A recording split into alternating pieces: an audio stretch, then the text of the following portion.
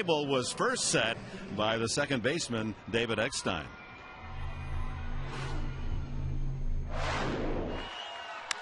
Hit the left field. Para going back. It's over his head against the wall. Tying run scores Hundley. Into second, Eckstein. 3 for 5 tonight, and he ties it up with a ringing double to left. So David Eckstein with that double tied the game. Then they walked Adrian Gonzalez, and that set it up for Headley's great home run. I know it says Padres across the chest, but there's one hitter or two hitters in this Padres lineup. Adrian Gonzalez, the two-time All-Star, and also David Eckstein, who really put a charge into things, and a guy you want up at the plate when the pressure is on. We take a look back the last 3 games played by David Eckstein, the hits, the walks, the on-base percentage is huge. But put this in your back of your mind here. No strikeouts, last 36 plate appearances for David Eckstein. This is a guy who just drives pitchers nuts. He's a guy who puts the ball in play, and even though he doesn't have a lot of pop in his bat, he's not a home run threat. He's a hitter's threat. Puts the ball in play, and it is David Eckstein bobblehead night. And Dick, I think you got a couple of questions for David, don't you? This happens to be one of the magical David Eckstein bobblehead. You know, I'm going to ask a question. You see how he'll respond. Right. Have you committed an error yet this year? He says no. And how about striking out? Oh, see? What did I tell you? Prestidigitation. And don't bobble one tonight. Get it? Oh, bobblehead got night. it. All right. That's my best stuff. Well, I hope not. The other factor tonight, along with the Latino night, the family fiesta, is the fact that Adrian Gonzalez has just now, behind us, received his Gold Glove Award for his tremendous defensive prowess of a year ago. Should be another beautiful night. Kevin Correa is ready to go as we look at our pitching matchup against Chris Benson. Benson was in the minor league camp during Arizona, pitched 1 game when they brought him over to the major leagues late camp, and then went down to Reno, pitched 1 game there, and here he is back up pitching the middle game of this series against Kevin Correa, who looks for his 2nd win of the season. And the pitching matchup is brought to you by Papa John's. Better ingredients, better pizza, Papa John's. Right-hander from Grossmont and Point Loma tuning up, and we're ready for that opening pitch against Arizona.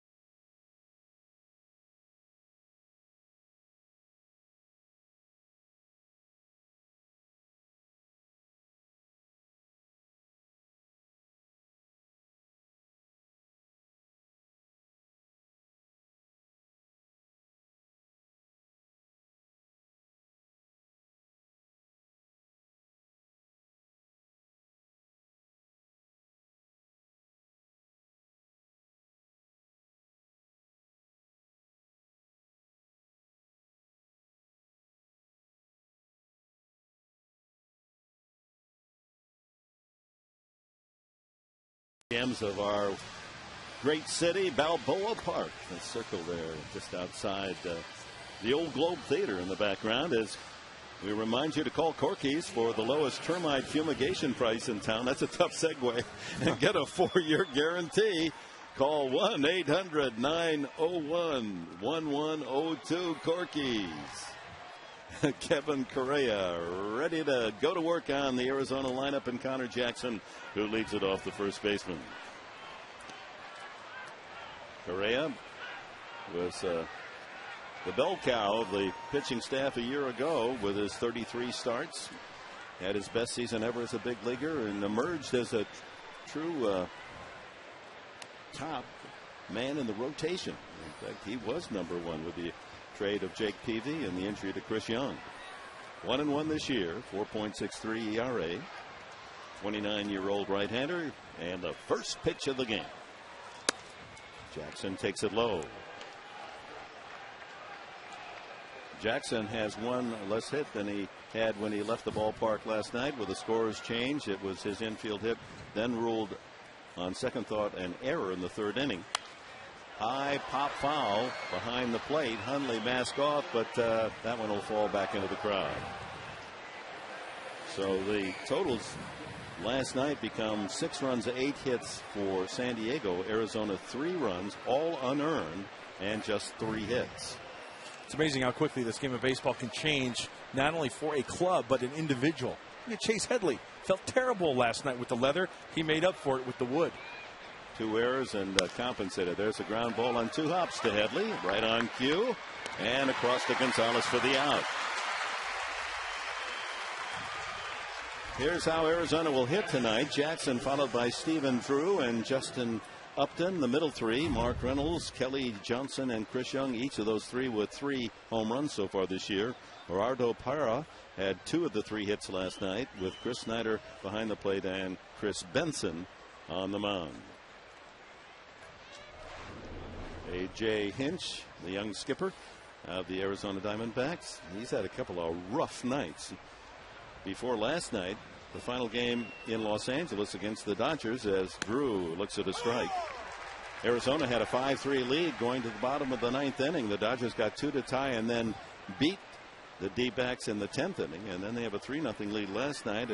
Eventually whittled to 3-2, and Headley hitting the home run to beat Arizona again from behind. So there are losses, and then there are the ones where you go for the Pepto-Bismol. That's why I think a big key, and everybody knows this for the Padres, to get into that Arizona Diamondback bullpen early. Yeah, that's been under stress here of late, and perhaps the weakness of the Arizona club. Swung on in this 1-2, changeup. We talked last night about the easy motion of Edwin Jackson, the right-hander started for Arizona. You can say the same about Correa. It doesn't look like he's overworking. Nice, smooth, fluid delivery. That's a good point, because I remember when Kevin was on the Express from San Francisco to the minor leagues. He didn't know whether he was going to be a starter, whether he was going to be a reliever, what pitches to use when he was out there. But that's one thing that Darren Balsley has really tried to iron out, his constant mechanics. Same release point each and every time. Fouled back by Drew, who's hitting .289 the first 2 weeks of this season. One of several #1 draft picks on this Arizona roster. He was the first-round pick, the 15th overall selection 6 years ago. Connor Jackson was the #1 pick, the man who just made out to lead it off the year before. Another foul, and that one goes back into the depths of the lower deck.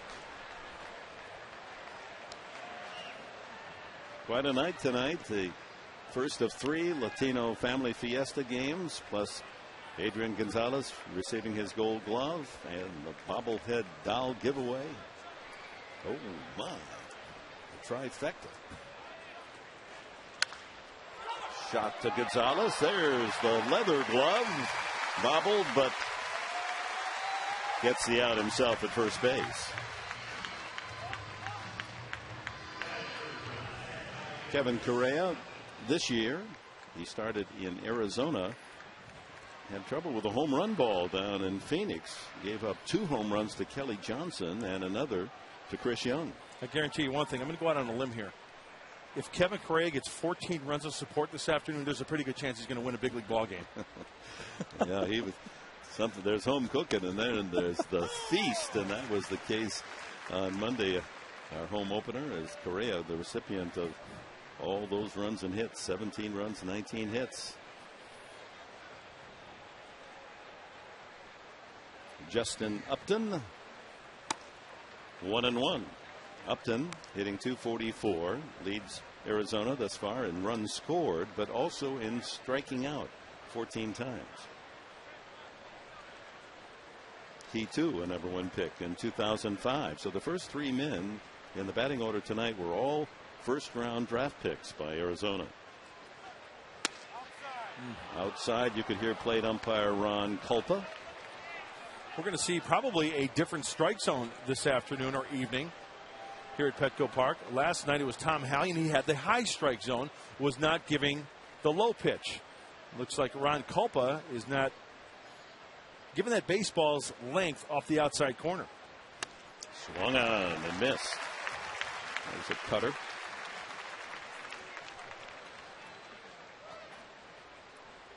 Two and two to Justin Upton. Mark Reynolds would be next.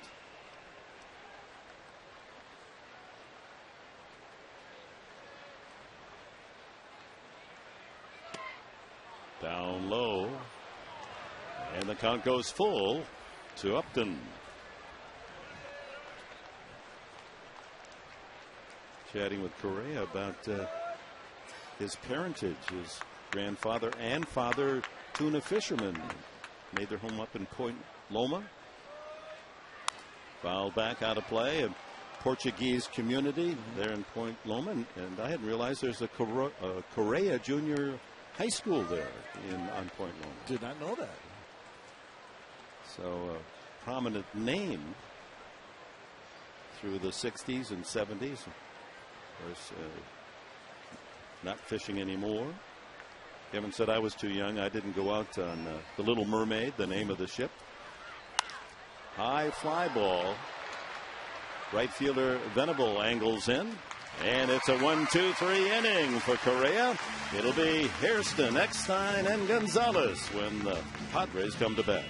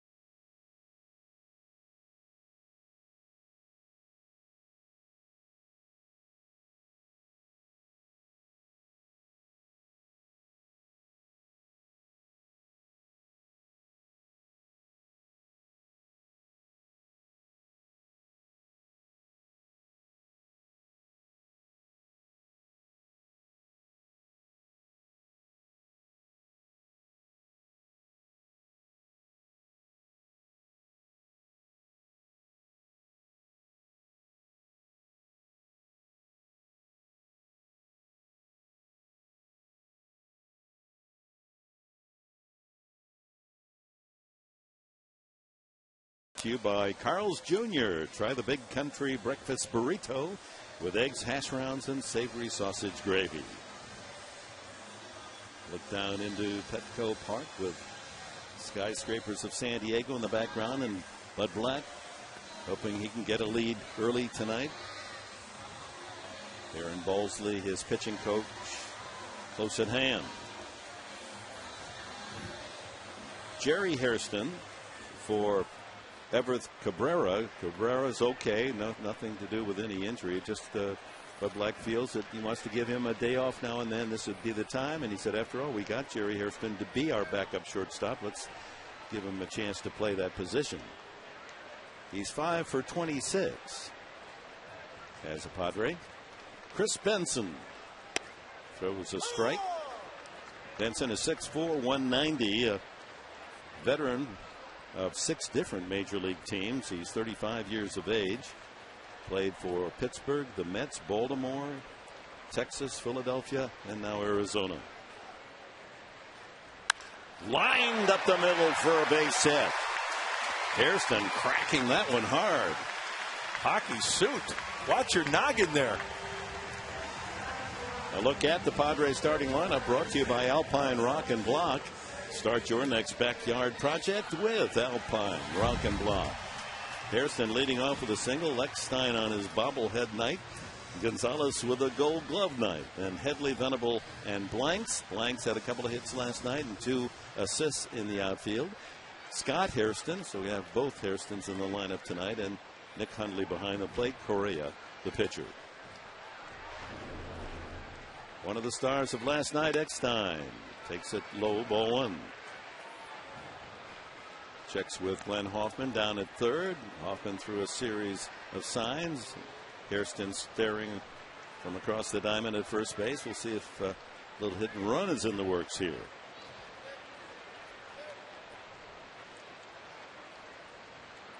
He goes. Oh, inside. Hairston steals it. Good break by Jerry Hairston. He stole that one on the pitcher Benson. A couple of things there. When you look at the stolen base, you look at the first jump, it's a good jump. Benson is 6'4". There's a lot of elbows and knees to work, right? Well, Eckstein also realizing that it's really not the best pitch for Chris Snyder to handle. I think the speed of Jerry Hairston stole him that base. And remember, that's a successful stolen base, but I'm telling you, folks, don't get caught. You get caught stealing, call King Stallman. Bail bonds. Hey, Eckstein, now he's hit, so he almost got hit on the last pitch. He's clipped on this one. Appeared to hit him on the wrist or forearm. So a single and hit batsman, 2 on, no out. I think a fastball just getting away from Chris Benson. Remember the pitch prior to this, that's a 2-seamer. It was up and in. Now that one gets him, looks like in the fleshy part of the bicep. Almost on the logo, the Padre logo on that upper left shoulder.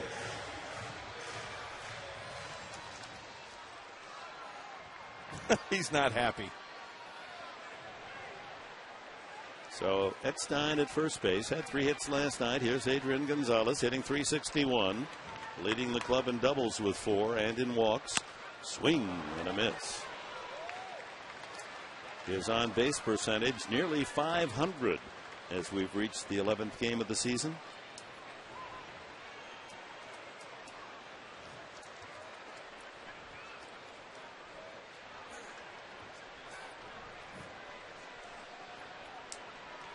Chance to score early here for the Padres. Slice down the left field line, back in the corner, and foul. Just off the stairway that leads up from the lower deck.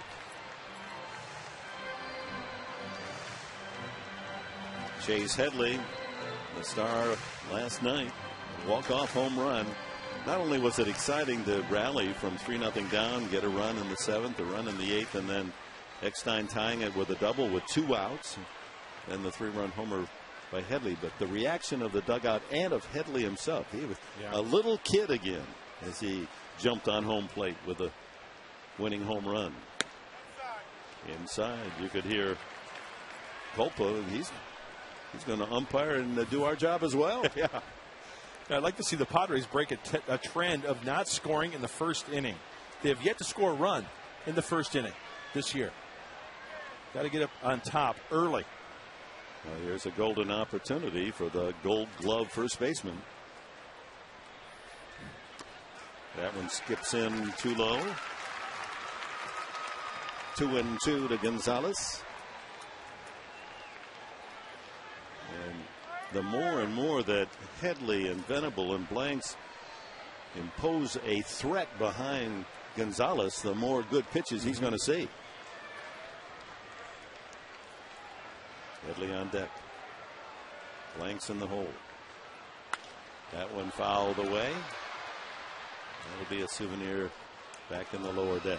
You know, there are guys that are tough to hit off of, and then there are guys who are comfortable at bats. I think Chris Benson is going to be one of those pitchers. He's not overpowering.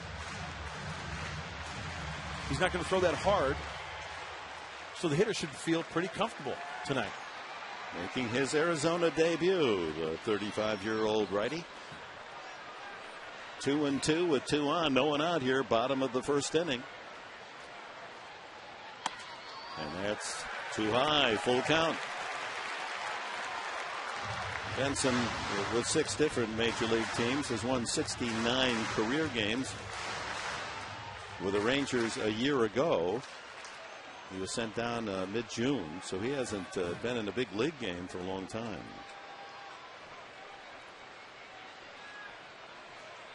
Three and 2. Runners take their lead. High, ball 4.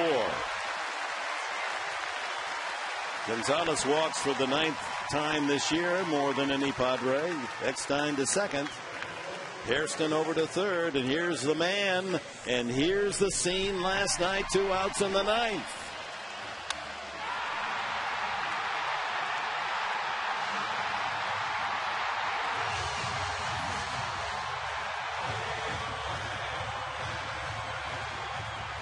I guess it's tradition now. You go to home plate on a walk-up, you have to take off your helmet because you don't want guys pounding you on the head to give you a headache. You're right. He was like a little kid last night. Grounds this one, should be 2. The flip to short for 1 and back to first, a double play as the run scores. So the Padres do score in the first inning tonight, but that's a big double play for Benson and the D-backs.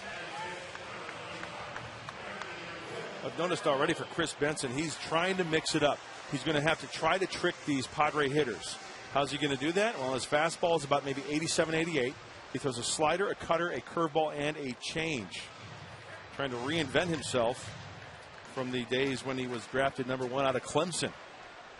Different type of pitcher. Eckstein at third, 2 outs. Venable takes a late calling strike. He's hitting .243. Club leader in home runs with 3 is Will, and in RBIs with 8, and runs scored 9.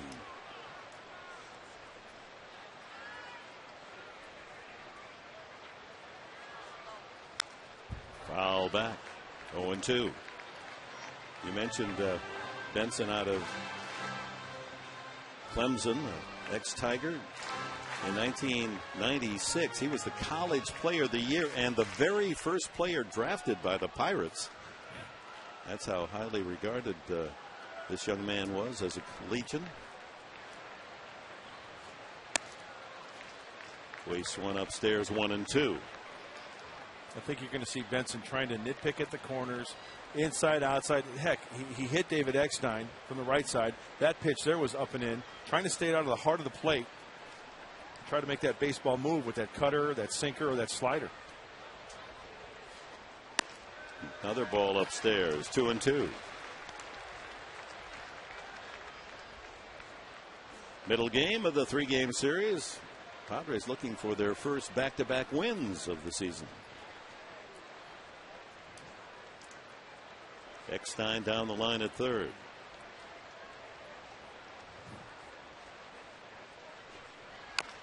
Chop foul. Rick Renteria lets the wall play that one. And it stops rolling. Pick it up, rub it up, and give it up. Glenn Hoffman working at third base, relaying the signs from the first base dugout. One of the reasons why a lot of teams like the first base dugout, when traditionally the home team always had the third base dugout, because it's easy to relay signs out to that third base coach.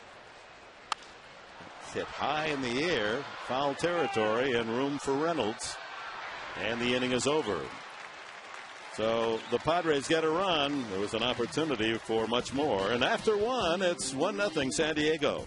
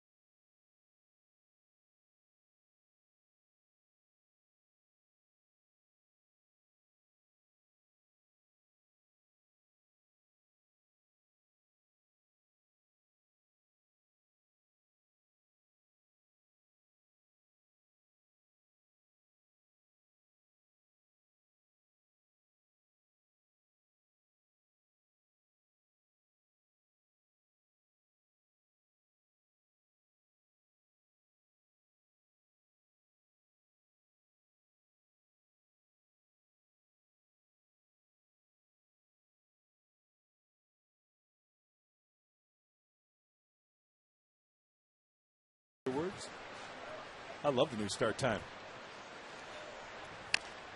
Foul ball by Mark Reynolds at the plate. Correa goes to work after retiring the side in order in the first and now has a 1-run lead. Tomorrow, 105. Wade LeBlanc called up from Portland to pitch tomorrow with the injury to Chris Young. He's filling that void. Ian Kennedy goes for Arizona. High foul. That'll be well back into the second deck. And it bounces through some hands down below. A fan wisely turning and playing it. Has a souvenir. You know, fans have to scout out ballparks as well, because just because it's over your head, the foul ball, doesn't mean it's going to carry them off. You might get a second chance. Follow the ball. Reynolds takes low. On deck is Kelly Johnson, the man that not only caused problems for Correa, took him long twice in Arizona. Swung on and missed. Strike three. First strikeout for Correa as we check the Padres defensive lineup. Brought to you by Tiger Turf. Tiger up your lawn with Tiger Turf, the world's best-selling synthetic turf. Visit mytigerturf.com today. Headley, Hairston, Eckstein, and Gonzalez are on the horn with Blanks in left. Scott Hairston in center. Venable, the right fielder. Correa and Huntley, the battery. Kelly Johnson. He takes out of the strike zone. 2 home runs in that 5-3 win in Arizona. That was the third game of the series, the rubber game of the series down in Phoenix.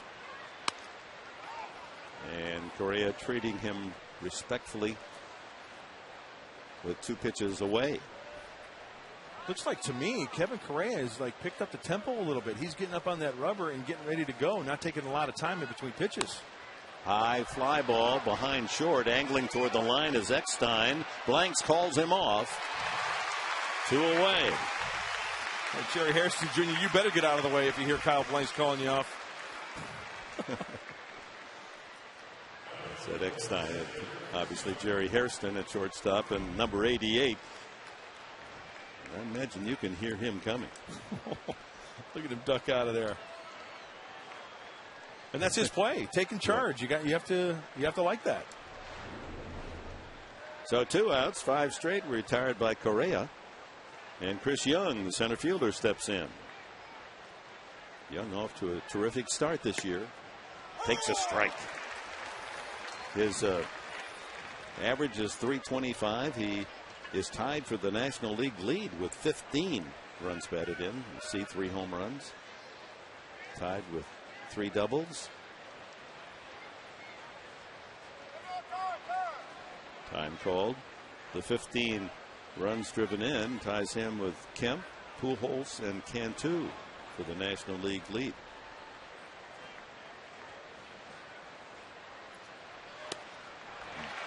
Jammed him, tied him up with that pitch.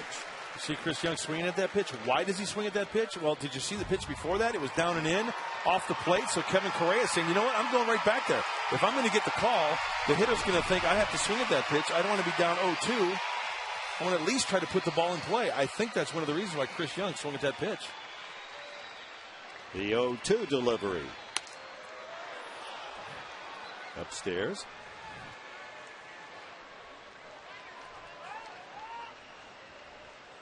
A little warmer tonight. We've had some cloud cover today. Not quite as much northerly wind presence. Ooh, outside was the call.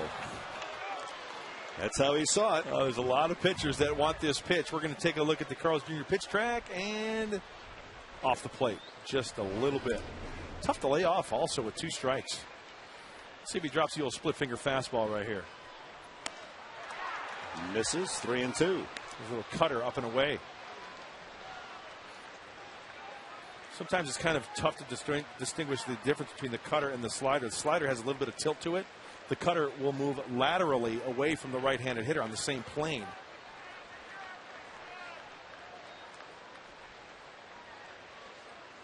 3-2 is fouled off the head of the bat of Young. When the slider, Johnny Sain, as I recall, was one of the first to develop a slider and really use it effectively. And I had a privilege of being with Sain way back, and he was trying to teach me how to throw the slider. In those days, there wasn't so much tilt down. It really was more of a lateral move. But now the evolution, more down effect. He did not go around, so Young has walked.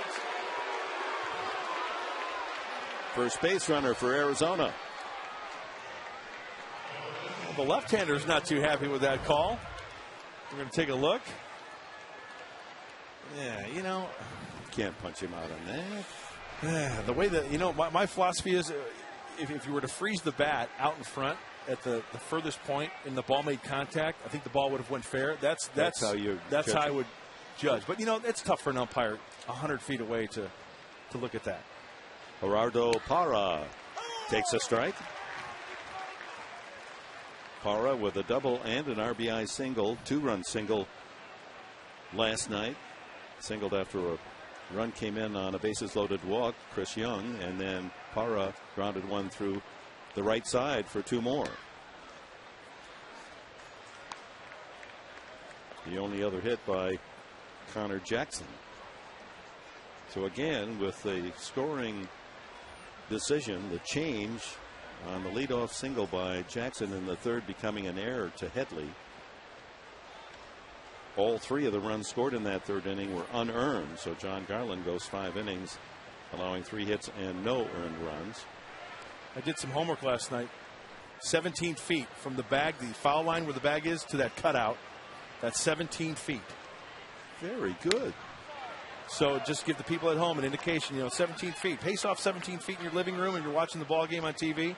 And that'll give you an indication on how far these guys, if they get their right foot towards second base near that right angle cutout, he's maybe about a foot short, right? Foot and a half short. So it's about 15 feet. Right. Thanks to the ground crew and Luke Yoder, they got the tape measure out. All right, now you did your mathematics. 17 feet from the base out to that cut. Now, how much more distance is there to second base? 77. 13, 10. Multiply by 3. Take away 90 feet, yeah. 90 minus 17. I had 13. I'm sorry. I was thinking 73 then. Just when I was so proud of you. I had 13 feet in my head. Math was never one of my strengths. That's why you carry that abacus with you. Why did I have 13 feet in my head? I think it's because he didn't really take a 17-foot lead there. He took more of a 13-foot lead. Thank you very much. 2-1 the count on Parra. And he takes that slider for a strike.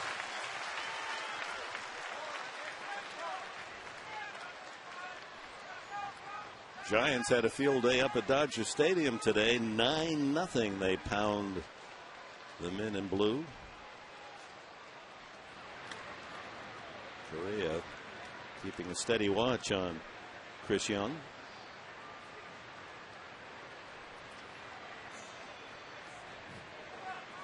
Colorado leading Atlanta 4-0 in the 6th. Down in Georgia, the pitch. Chop back toward the mound. Correa, underhand toss. Another easy inning for the Padre right-hander. We go to the bottom of the 2nd inning. Blanks, Hairston, and Hundley for San Diego. 1-0.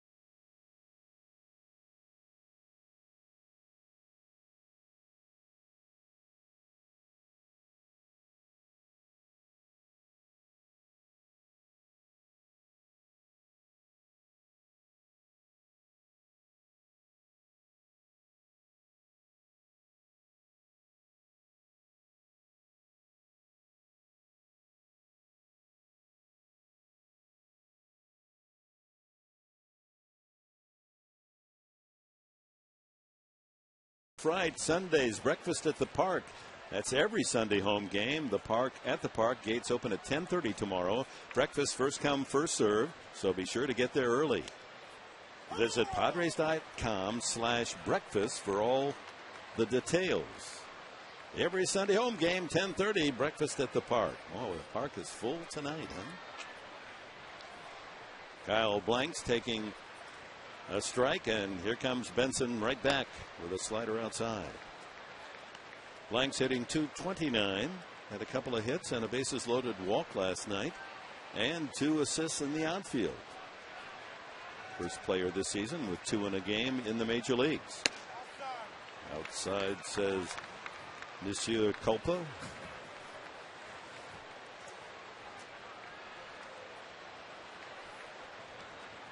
Blanks had a single and a double and a bases loaded RBI walk. Fouls this one. That'll make it just beyond the Padre dugout roof.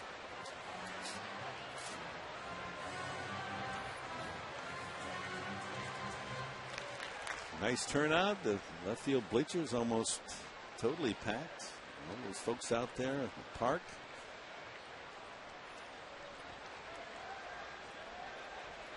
Ground ball swept toward the left side. Reynolds off balance. Throw in time to get Blanks. Brings up center fielder Scott Hairston. Brother Jerry with the only hit in the game to lead off the first inning and later scored. Scott is 3 for 18 on the season. In Arizona, you see the 3 RBIs. They all came on the home run, a 3-run shot to left field against Ian Kennedy. And we'll see the right-hander Kennedy in the series finale tomorrow.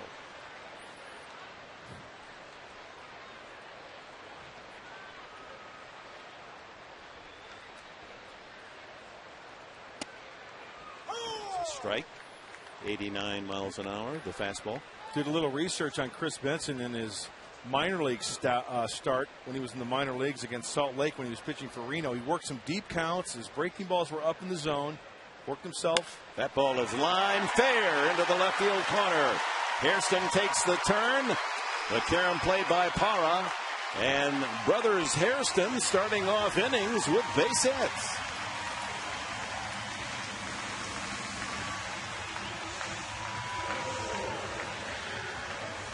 Just as I was talking about the scouting report on Chris Benson, in his minor league start before getting recalled, the breaking ball up. That breaking ball, it starts way up, and that's about thigh high, upper thigh high for Scott Hairston. You're not going to get away with too many high breaking balls like that, especially when you don't have that sharp breaking ball, that biting curve ball. That one just kind of rolled up there. So with 1 out, Hairston has his initial double of the season. Sarcastic double, potential triple. That ball doesn't carom sharply out to Parra. Scott was running all the way. Hundley takes a strike. Nick is hitting .227. Had a key walk. That led off the 9th inning last night and scored the tying run on Eckstein's 2-out double before Headley's 3-run homer walk-off.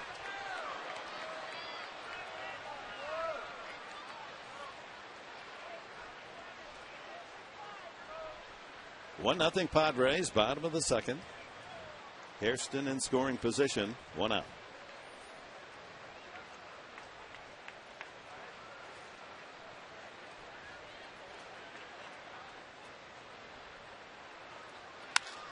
Line to left. That's going to be a base hit.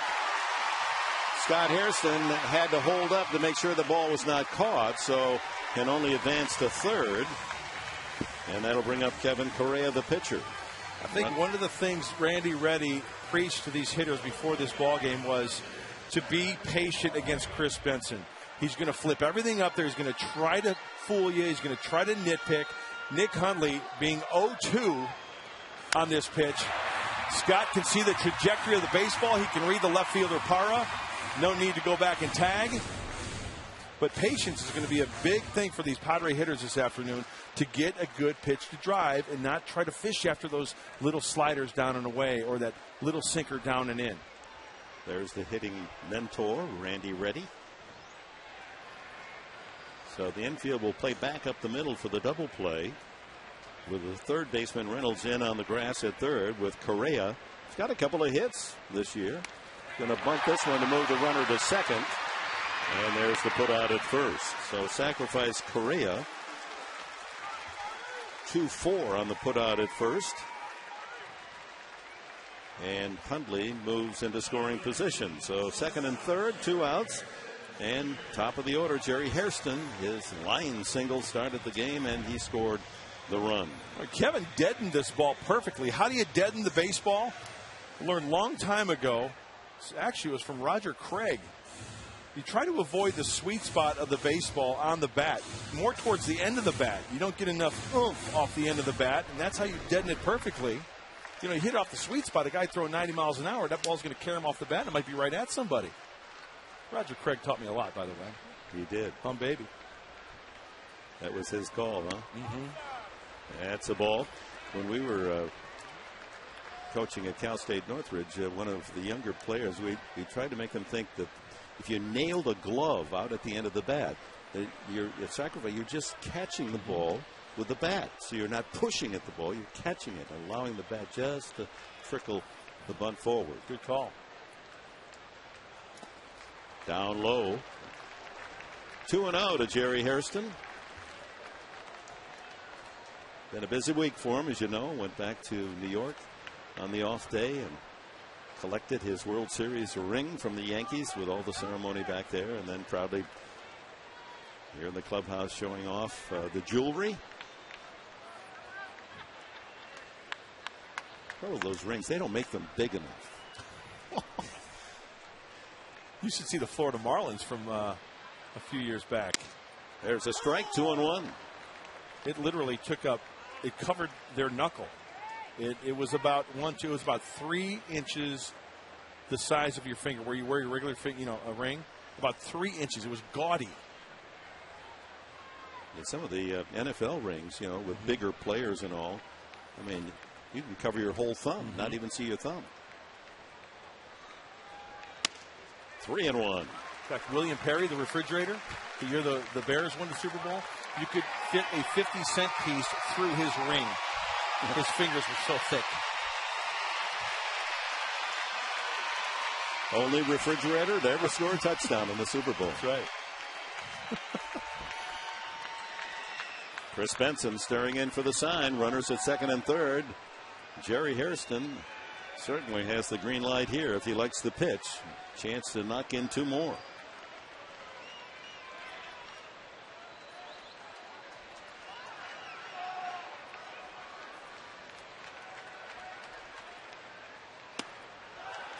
Outside, ball 4, and for the second straight inning, the base is full of Padres.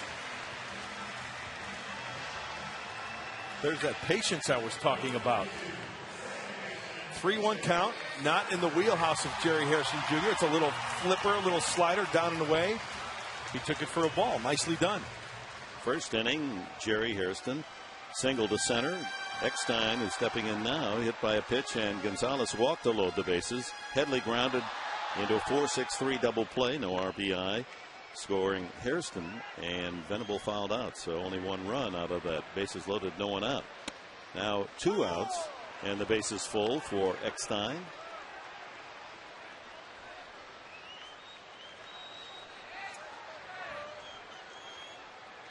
It was his line drive double over the left fielder Parra's head with 2 outs in the ninth that tied it last evening. Ground ball up the middle, and Drew has it. Goes the long way for the putout, and the Padres strand 3 in the second. On to the top of the third, 1-0 San Diego.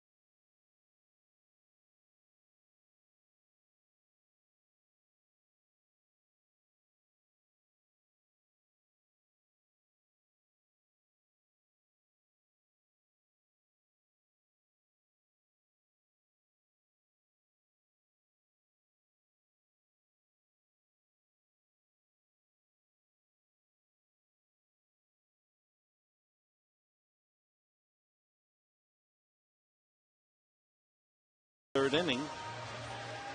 Look out at Point Loma. And now back into the ballpark by way of the convention center. You know, I don't think they could have picked a better spot for a downtown ballpark. We are really lucky, aren't we? Oh, it's so good. And to think that there was resistance by some to having it built. It has revitalized a part of the city that really wasn't the nicest part of San Diego. Brought this magnificent arena to baseball and just added a pulse to downtown.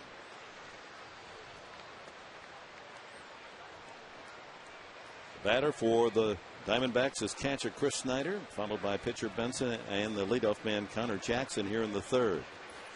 A couple of big opportunities for the Padres to blow it open early, but lead only 1-0. You got to know your umpires, Mark Grant and Ron Copa. Obviously, he's a little tough on that outside edge. Been consistent, but you better hit the corner to get the strike.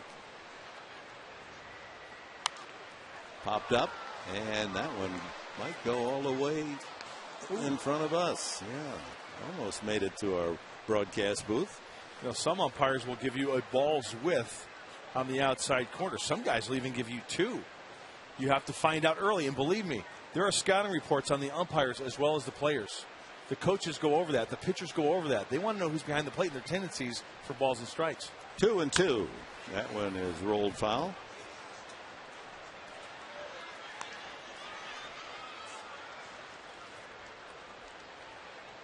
Not only for the hitters to know the plate umpire, but the pitchers to know that here's one he might give you a little here, but he won't give it to you out there.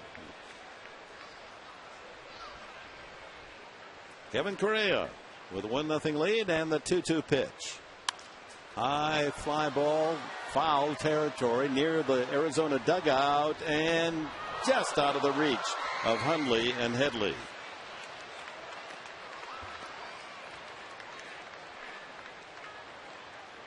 Hundley and Headley sounds like a shirt and tie shop on German Street in London. The mascot will do just fine, thank you. They'll make head over heels shirts for you. They'll match the ties. They've got some nice camel hair blazers that'll look quite nice. Yeah, it's a nice alliteration. Yeah. Headley and Hundley, don't fight over it. They're Hundley and Headley. 2-2. Swung out and missed. Strike 3.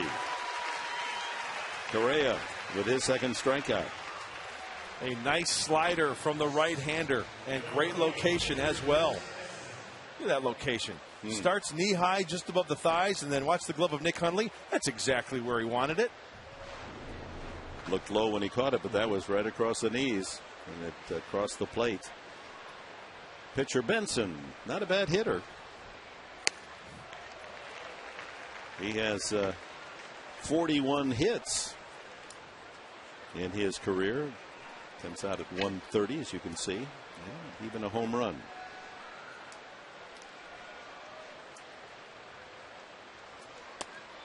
Slider 1-1. Was with the Pirates from '99 when he signed as a #1 pick, the very first pick. Then the Mets a couple of years, Baltimore a year. Then had some surgery, was out of baseball a couple of seasons. Ground ball toward the hole. Jerry Hairston, long throw, and a base hit for Henson. The first hit of the game by the Arizona Diamondbacks, produced by the pitcher.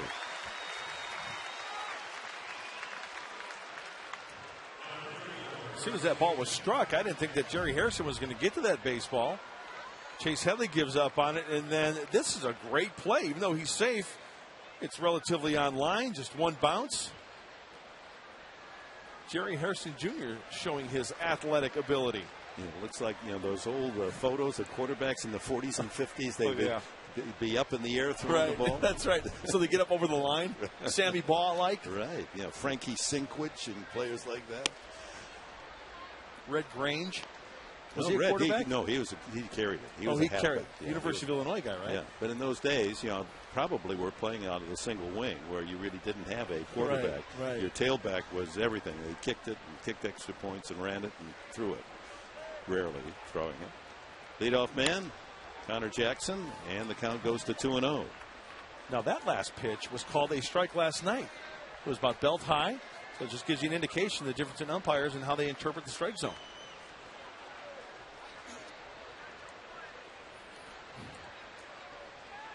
Two 2-0 to Connor Jackson.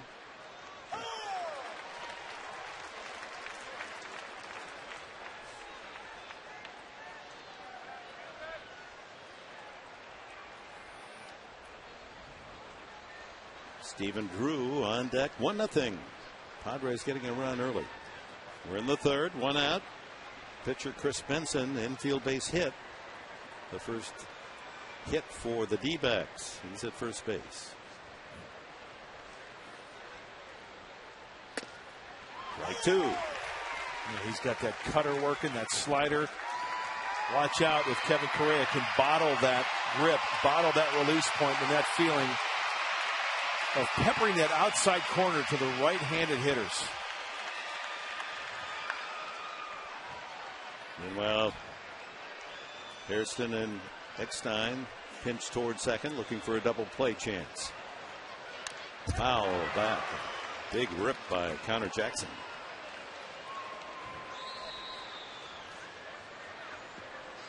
So Arizona will conclude the 3-game weekend series tomorrow, and then the San Francisco Giants come in. Bruce Bochy's team winning impressively today, 9-0 against the Dodgers. First place in the National League West. They'll be in for 3. Another ball pounded foul at the plate off the left foot of Jackson. And even with that protective guard, he feels it.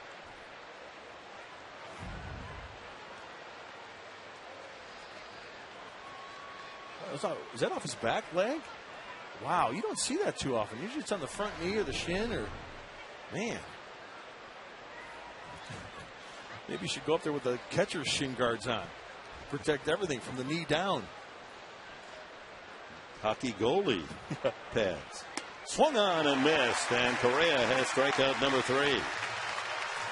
Good slider. Stephen Drew next up. Oh, that's a doozy, Judge. Look at the tilt on that one. Once again, outside corner. You see the little dot, good rotation, getting through that ball nicely. Drew grounded out to Gonzalez the first time up. Correa has had better success here early in the season against left-handed batters than right-handed. Off speed for a strike. You know why I think that might be is because the pitches that go down and away from a left-hander, like the two-seamer, the split finger that he throws, the changeup that he throws. But then on the flip side, when he's successful against right-handers, it's because of the slider, like we just saw. Lefties are 5 for 28 against Correa so far this year. Weak swing there on a changeup. Change curve.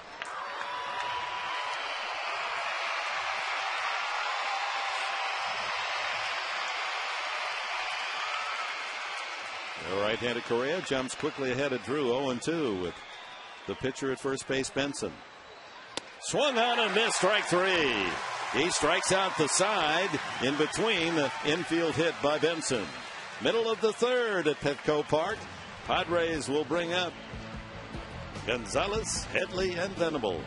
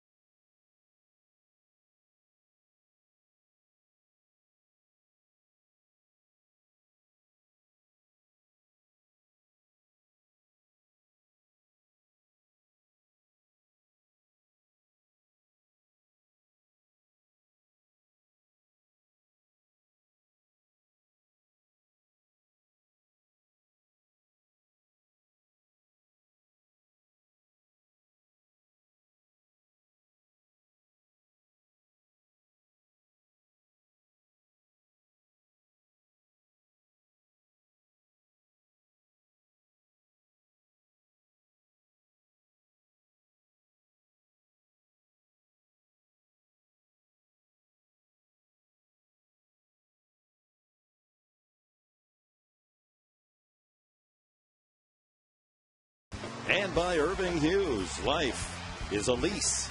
Negotiate well.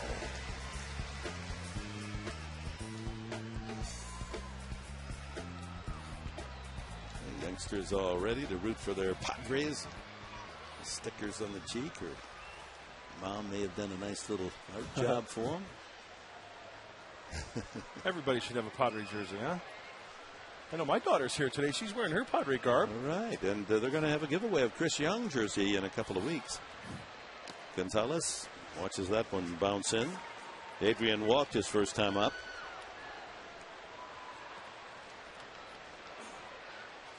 That just about puts his on-base percentage right at 500 on the year.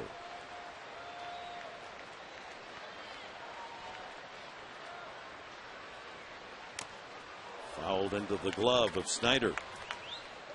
89 miles an hour on the fastball. That's about the peak of Benson's velocity.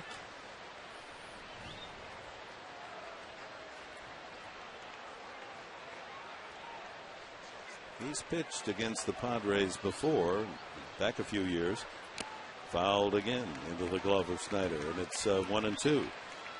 Lifetime, he's 2-1 against San Diego with a 4.03 ERA.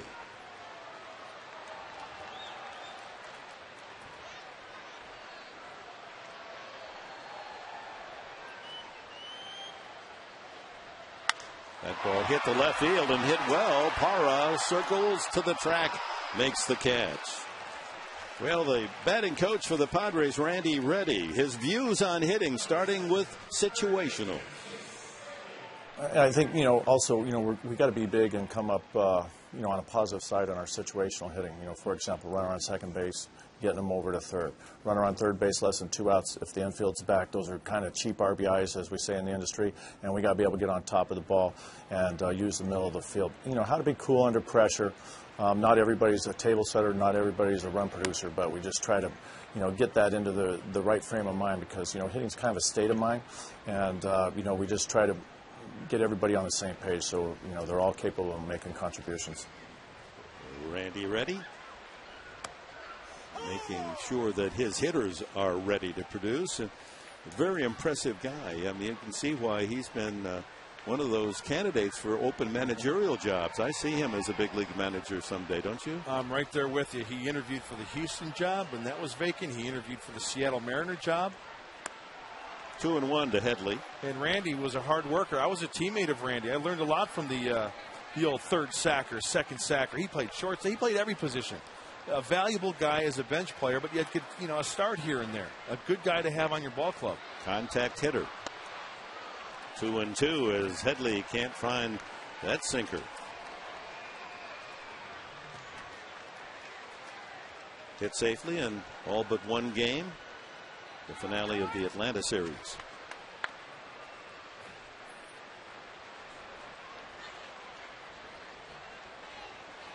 Two-two pitch. You can see what Chris Benson tried to do there. The backdoor slider.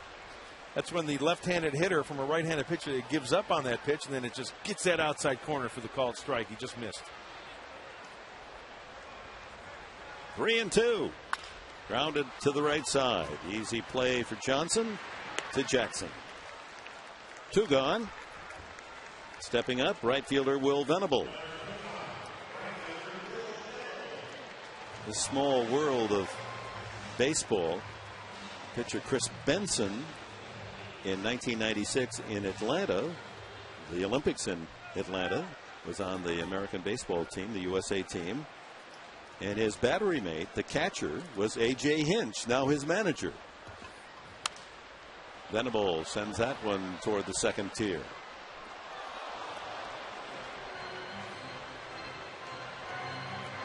And Augie Ojeda was a utility infielder for the D-backs, also on that team. A lot to talk about on a rainy day. Go back to the Olympics.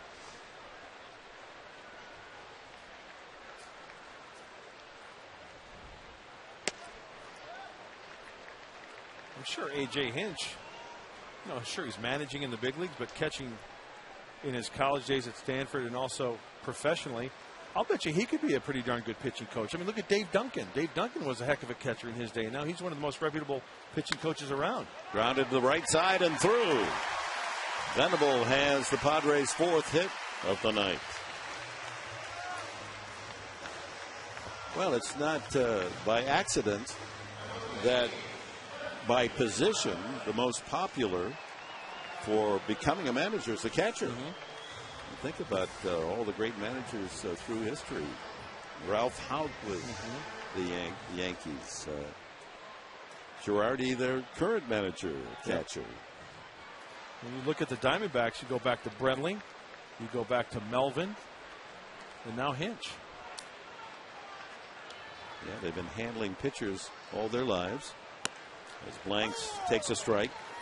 And if there is an element of this game that is most important, it's how you develop your pitching staff, how you work your pitchers, how you work your bullpen, how you know pitching.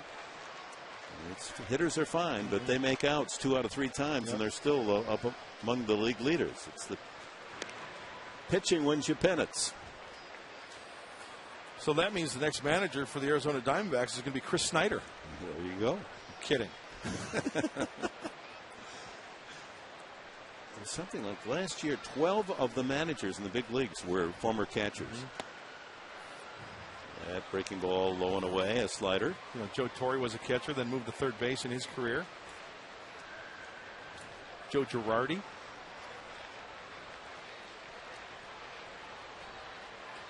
Not many pitchers become managers, so Bud Black is right. Almost an anomaly. Runner goes. This ball is hit high in the air, but shallow. In comes Chris Young, and the inning is over. No runs hit. A man left. 5 left already for San Diego. 1-0 the score.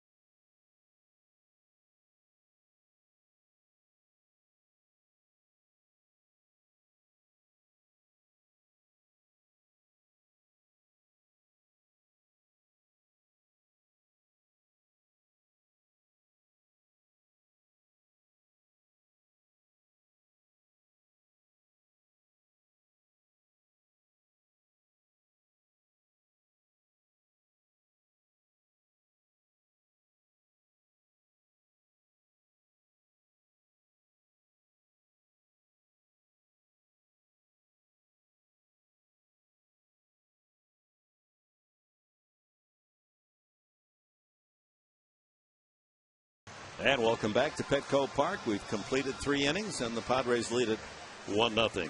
Kevin Correa will face Upton, Reynolds, and Johnson. 3 hitters with home run potential. Just continuing on that catchers becoming managers, we forgot Bruce Bochy. Coming to town. Also, you know, you look throughout the National League, the American League rather, Don Wakamatsu up in Seattle. John Russell in Pittsburgh for the Pirates. Mike Scioscia, Bob Guerin, a San Diego kid, now managing for the Oakland Athletics. So a lot of catchers out there leading their troops. First slider in for a strike to Justin Upton. He flied to right first time up.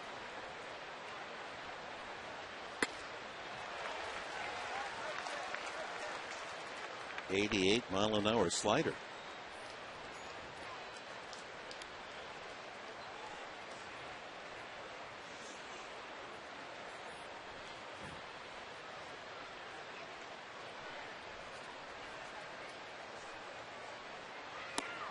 1-2.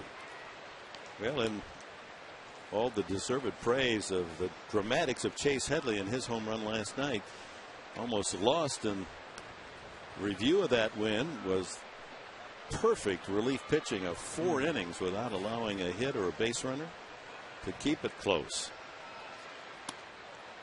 2-2. You know, there are certain pitchers that when you look at them, they're kind of afraid to throw strikes. They kind of nitpick a little bit. All the relievers last night, you talk about pounding the strike zone. Mujica, Russell, Bell, they were very aggressive at these hitters, in and out, just going right after these hitters. Outstanding. 2-2 pitch. Count goes full. Correa has walked 1, struck out 4, struck out the side in the 3rd. Well, he had him 0-2. Big pitch here.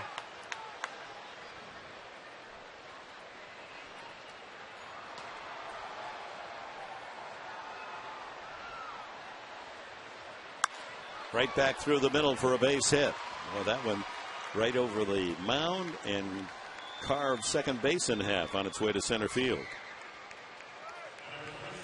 Leadoff man on for the D-backs for the first time tonight. And Mark Reynolds steps in. He struck out swinging his first at bat.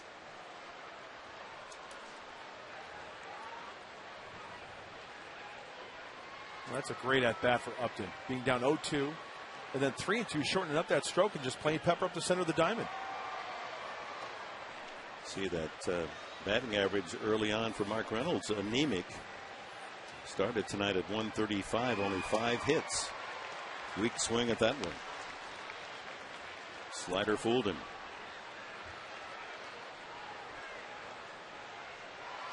But there's plenty of pop in that bat when he makes contact. Watch out. 44 home runs a year ago.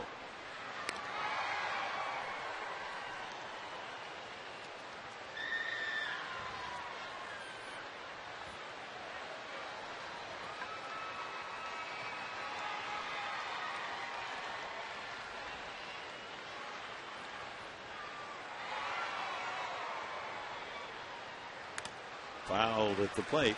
Coming into last night's series opener, the Diamondbacks were #1 in the National League, 16 home runs, and had hit a home run or more in 7 consecutive games until Garland and that great job by the relief corps of Mujica, Russell, and Heath Bell, who got the win, shut him down.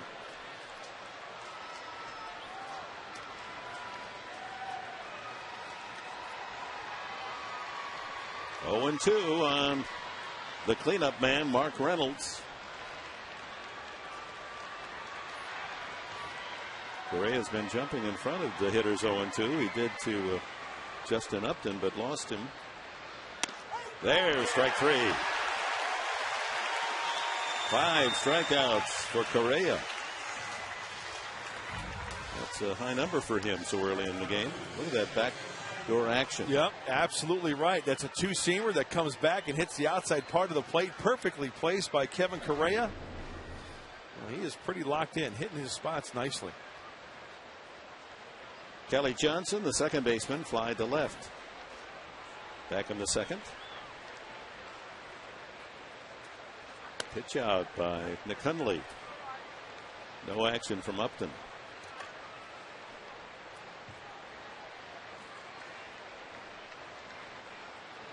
Must have been some kind of a hint there. You don't often see a pitch out on the first pitch.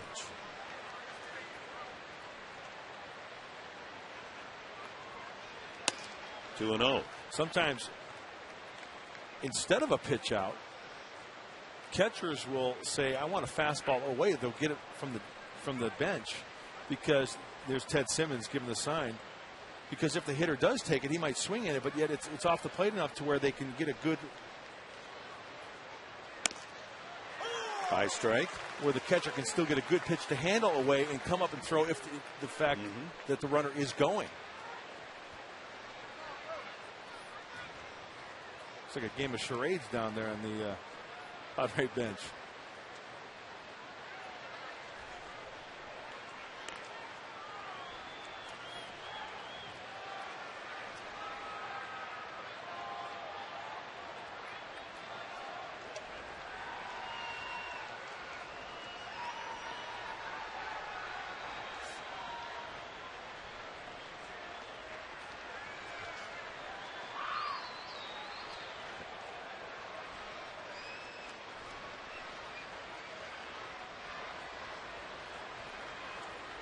We have had our first no-hitter pitched in the big leagues this year. We'll give you details as soon as we have a little break in the action here. There goes the runner. Swung on and missed. The throw by Hundley way too high, and Upton steals it. He's in scoring position. Ubaldo Jimenez for Colorado. Remember, he did a fine job against the Padres up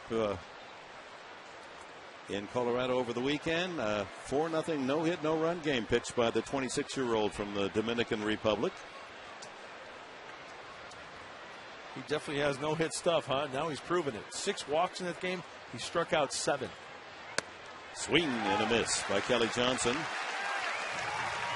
And it's the 6th strikeout for Correa. So 2 out, tying run at second. Chris Young, he walked the first time up. After the stolen base, a little split finger fastball looked like down and away. Way out in front, Johnson. And I want to make point of that stolen base by Upton. The one thing that I noticed, it was no head first slide. Traditional pop-up slide from Upton, which I like. Big fan. Slides that one low and away. So many more things you can do, I feel, on pop-up slide. The ball gets away, bang, you're on your feet, and you're off to third base. There it is. Pop-up slide, where's the ball? Pick up the ball, it's in his glove. Okay, I stay there. If the ball gets away, you're on your feet. Maybe you get a free 90 feet. Outside, 2-0. Kevin Correa's highest strikeout count ever. Last year in a game against the Rangers, he struck out 9. He has 6. And we've got just 2 outs in the 4th inning tonight. Well, the pitch count's getting up there, too. The next toss, plate word, will be number 73. That's the negative side of strikeouts. You got to throw more pitches. Speaking of that, I would have loved to get a pitch total on Nolan Ryan the year he struck out 383. I mean, there were games where, he would go into the 11th, 12th inning. Unbelievable. And he'd throw 150 pitches. Because you couldn't get through it. Nolan would walk a few folks down. Right, I mean, right. He had a habit of missing the strike zone a little bit. Talk about a rubber arm and tremendous legs. That's where he got his velocity. 2-1. Chop foul.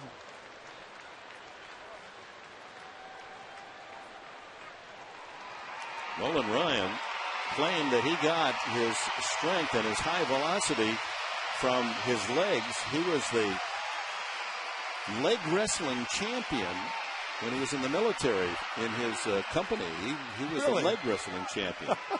I didn't know they had that event. Well, probably unofficial champion. Within the troops, it's their own little thing. 2-2 to Chris Young. Upton looking in from behind Correa as he stands at second base with the tying run.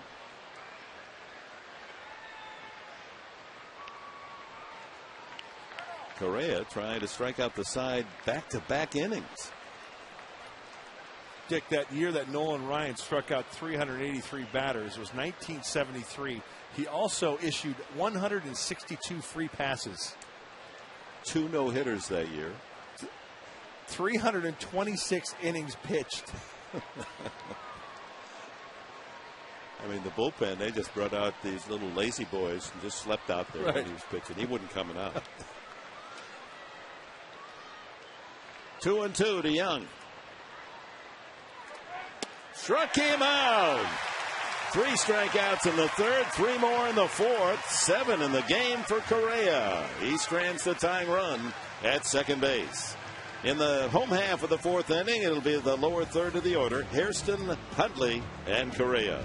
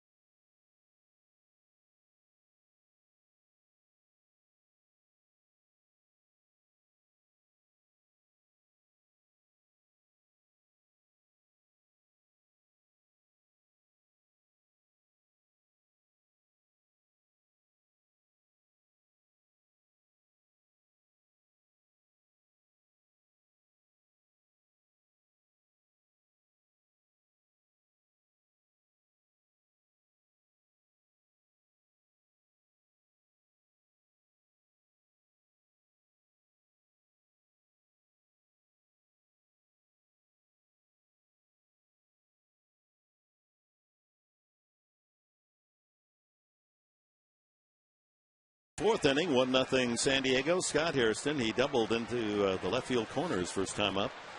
Then Nick Hundley and Kevin Correa. The Hairston boys have delivered a base hit each. Jerry a single and a walk. Ball one. Mets and St. Louis tonight. No score. In St. Louis, they're in the top of the 17th inning. Not a run scored. Strike, 1-1. That's hard to do. Yes, it is. It's something about extra innings. Once you get past like 10 or 11, it seems like no one can score. Especially when you look at that St. Louis lineup, a guy like Pujols and Rasmus. And that ball hit the center field. Giving some ground is Young. Plenty of room out there, one away. Now it's time for True Padres Stories, brought to you by Farmers Insurance. To find a Farmers agent, call 800-FARMERS or visit farmers.com, because ready feels good. And this date in baseball history, speaking of a marathon game, a couple years ago, right here at Petco, 6 hours and 16 minutes it took before the Rockies defeated the Padres in 22 innings. 2.5 games.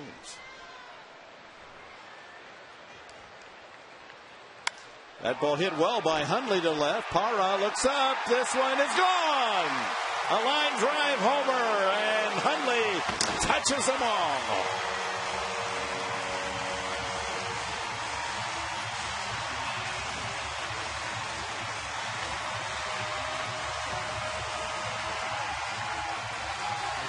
Number one for Nick Hundley. That was a line shot into the first or second row out there in the bleachers, and the Padres lead it 2-0. Well, the second time up for Hundley, it's a first pitch hanging breaking ball. As I mentioned earlier, Chris Benson really doesn't have that hard biting curveball. Well, he laid in on that one. That's some kind of nice for Nick Hundley. Recognizes it, foot out in front, kept the hands back. Two fans with gloves connected glove to glove. Correa punches one to the right side. Sliding stop by Kelly Johnson.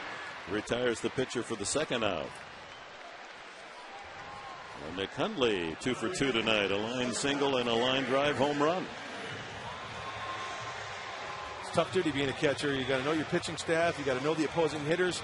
Then you've got to go out there and swing the shillelagh. And he was all over that hanging breaking ball.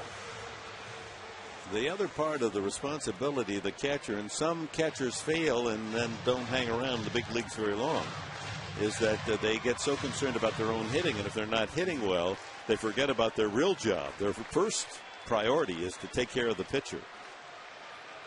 The hitting is bonus. Now you get a guy like McCann in Atlanta. That's a huge bonus for the Braves to have a man that's a good catcher and such an outstanding hitter as well. So good on young Nick Hundley, a single and a home run tonight. Such a likable kid, too. Isn't he? Well, there are not too many unlikable on that roster. There's a fly ball hit by Hairston to right. Easy chance for Upton. The inning is over, but the Padres get their second run on the initial home run of the season by Nick Hundley. We go to the 5th inning. San Diego 2, Arizona 0.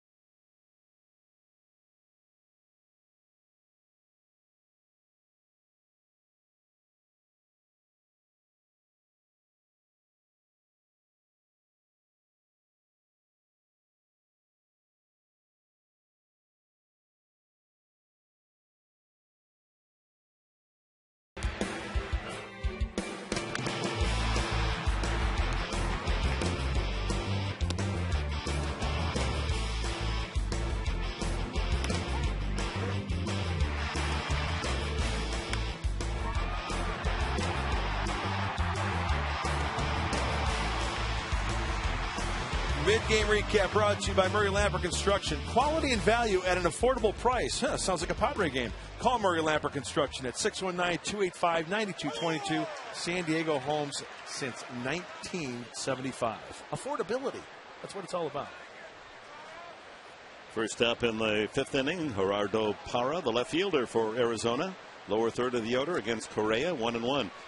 And a tip of the hat to Bill Pettigrew down there in the tape truck to put those clips together and form that wonderful montage that gives you a sense of the entire first half of the game. Well done. And those guys in the truck, they do a tremendous job. Broken bat roller. Eckstein to Gonzalez. One away. Well, working with NBC and CBS, and of course everyone does those packages and they do them well. But CBS has about 5 times more personnel down in the truck than here with our Channel 4 group. And those people at CBS are probably easier to get along with than the guys we got. Well, I don't want to get into that. They pick up the tab now and then. That's the nice thing about those guys. We've got a great crew down there. We appreciate all they do. That one fouled back over the screen and downstairs. Now, very seriously, that's the artistry of the business. You know what you've just seen. And just think about that. Someone's back there picking shots as the game goes along, building a reel, building, that recap visually of what's happening, and even paying it off with a home run, which had just happened a couple of minutes before. And things that could not have been done 20, 30 years ago when you had to literally splice a tape and then glue it back together and then add something else. You had to splice it and glue it. And now, of course, all done digitally. He did not go around, says first base umpire Lance Barksdale. Chris Snyder now with the count 2-1. Catcher struck out his first at bat. Just 2 hits allowed by Correa. The pitcher Benson on deck with an infield hit, and Upton with a sharp single to center. This one's hit well to left field, but room for blanks as he eases toward the line. 2 away. And Benson, the pitcher, comes up. Kevin Correa is in the zone. He's hitting his spots. He's staying off the sweet spot of the bat of these Diamondbacks. And when you're down at the bottom of the order, 7, 8, 9, like he is this inning, it'd be nice for Kevin to have a quick inning. His pitch count up to 82. And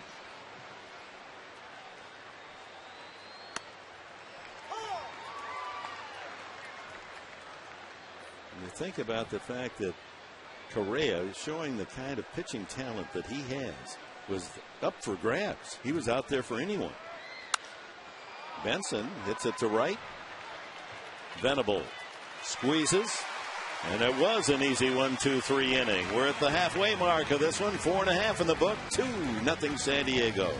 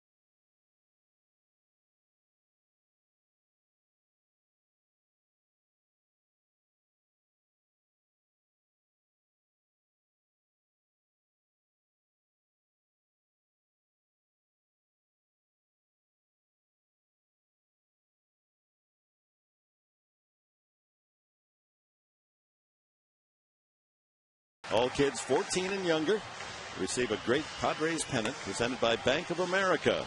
Visit Padres.com. Call 619-795-5555 to get your tickets, or come on out to the ballpark tomorrow. Have breakfast with us.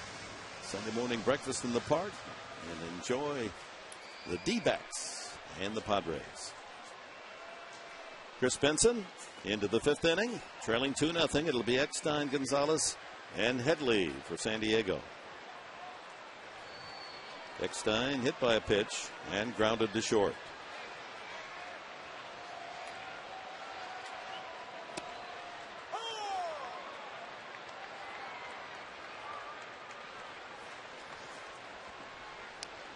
Bud Black made an interesting comment to us down before the game, Mark Grant, about Eckstein. There's a base hit to center field.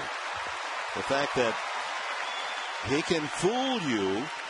You know, you think he's not going to really try to hit one hard on the first pitch. That's when he does hit it hard. He had a double last night, and Bud Black referred to also last year in June, first pitch.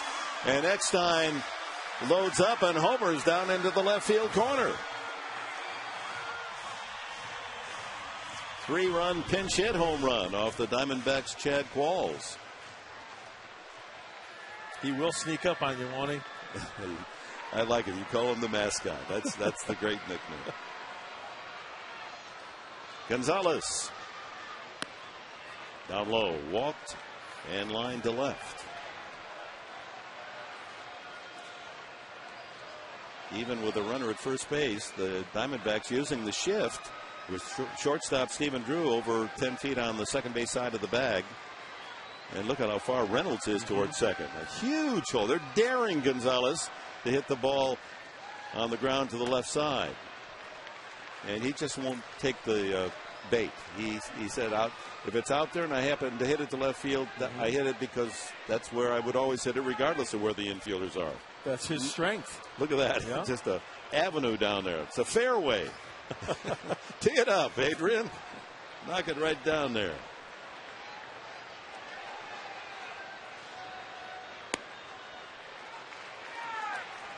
Three 3-0 as Benson falls behind. Chase Headley on deck.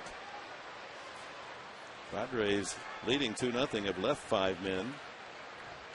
Had the bases loaded in the first, no one out. Bases loaded again, 2 out in the second, and only produced 1 run out of that opportunity. 3-1. You see that Chris Benson throwing to Adrian Gonzalez, a lot of movement. 2 seamers in, 2 seamers away, breaking balls. Now 3-0. He threw the 4-seamer, it looked like, right on the outside corner. I think that might be the only 4-seamer or straight fastball that Adrian might see at this at bat. 3-1. Eckstein diving back.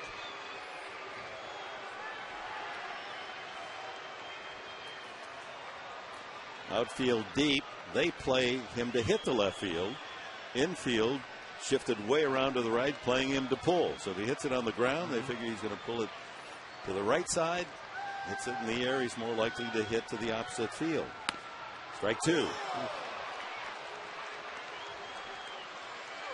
Might have been a called strike by Ron Culpa, but not the strike that Adrian wanted to swing at.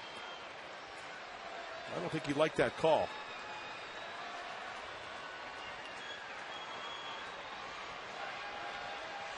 Three and 2. Padre first baseman. Gold Glove first baseman, thank you. Runner goes, hit deep to center field. Young going back, has room. Eckstein will have to return to first base as Gonzalez sent that one to the deep part of the yard. That sounded like that. That sounded good off the bat, didn't it? Yes. But you know, you could feel the thickness of the air. You can feel the humidity in the air. It's not humid, it's on the cool side, but that thick air, you really have to hit it on the screws. Take a listen to this.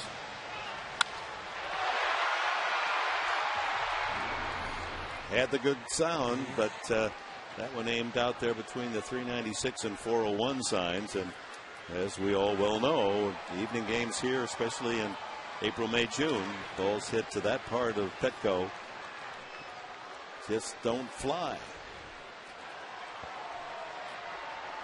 Chase Headley has twice grounded to second base, once into a double play. Love the Pod Squad. They do a great job. Get the fans into it.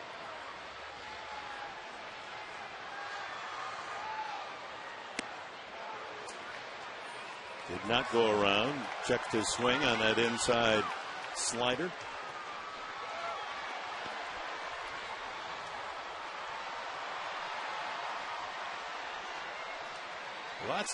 Lots of youngsters out here on Saturday night, 5:30. That's another good thing about the 5:30 start. Young people can be out, join us, and still get back.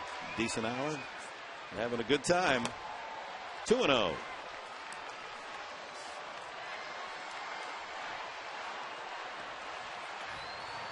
Plenty of them, and of course the first 25,000 here tonight received that Eckstein bobblehead doll. Nice little keepsake.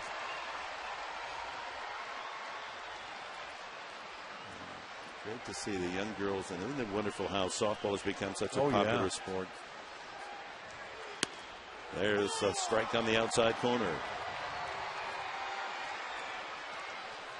And because so many young girls and older girls play softball, and of course the relationship to baseball almost identical except for some measurements, size of the ball, distance of the bases, that we can all enjoy the game together, understand the game, talk the game.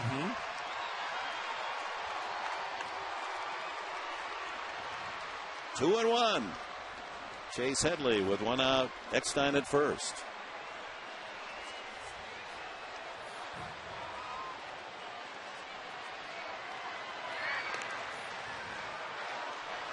Speaking of girls softball, Dick, where I live out in Alpine, the Alpine girls softball, they're trying to get a world record. They're going to play 38 hours of softball out at Otto Field in Alpine to set a world record. They have lights, I suppose. They do have lights out there, so good luck to the girls. Have fun with that. Good luck to the parents. Change up outside. Well, there's some of the girls from Alpine. Actually, the event is going to benefit Rady's Children's Hospital. So they're doing a good thing. That was before the game, obviously, when they were allowed on the field on the warning track. So 3-1 now to Headley. Hitter's pitch coming up with Eckstein. We'll see if he's going. He was with Gonzalez. He does. Swung on and missed. And Eckstein, despite the fact he isn't the speediest of Padres, has another stolen base. That's a second tonight. Hairston stole second in the first inning. Pretty decent jump by David. There's the flash look. You got to know what the hitter's doing, right? Swung on and missed. And once again, the pop-up slide. Do a little tippy toe. Stay on the bag there, David. Nicely done. Now Eckstein motors into scoring position. Count is now full on Headley. Opportunity to drive in his sixth run of the year. Stay out of the double play now with the steal of second.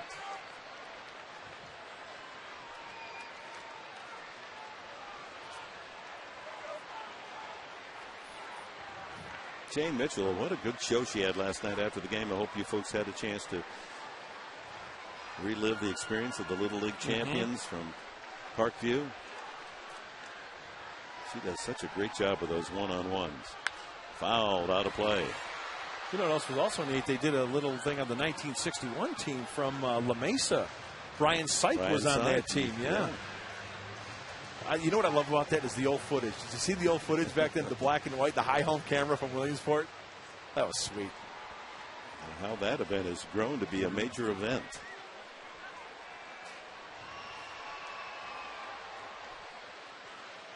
Taking his time is Chris Benson here. Bottom of the fifth inning with one out. Eckstein at second. 2-0 San Diego. 3-2 pitch is out of the strike zone. Benson gives up his third walk. 2 on with one out for Will Venable. Will's 1 for 2. A ground single to right his last time up. You know, you talk about the Little League. I've never gone to Williamsport. I've never seen the finals. And I've never gone to the College World Series. That is one of the few events that I've not done that I'd really like to do. I'd love to go call the College World Series. Great atmosphere at Rosenblatt Stadium in Omaha. Venable had a good cut. Notice Chris Benson flipping up some breaking balls there. First pitch, second, third time around. Remember, Nick Hundley, first pitch breaking ball, the home run. That was a short breaking ball to Venable rather than the fastball with the runner in scoring position here. Eckstein at second, Headley at first. 1 out, 2-0 San Diego here in the 5th.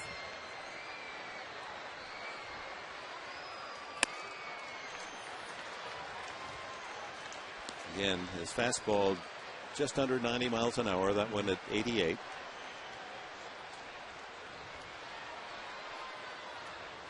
Run in the first inning, single stolen base by Hairston. Eventually came around on a double play ball, bases loaded, no one out, and then the solo home run by Hundley in the 4th inning.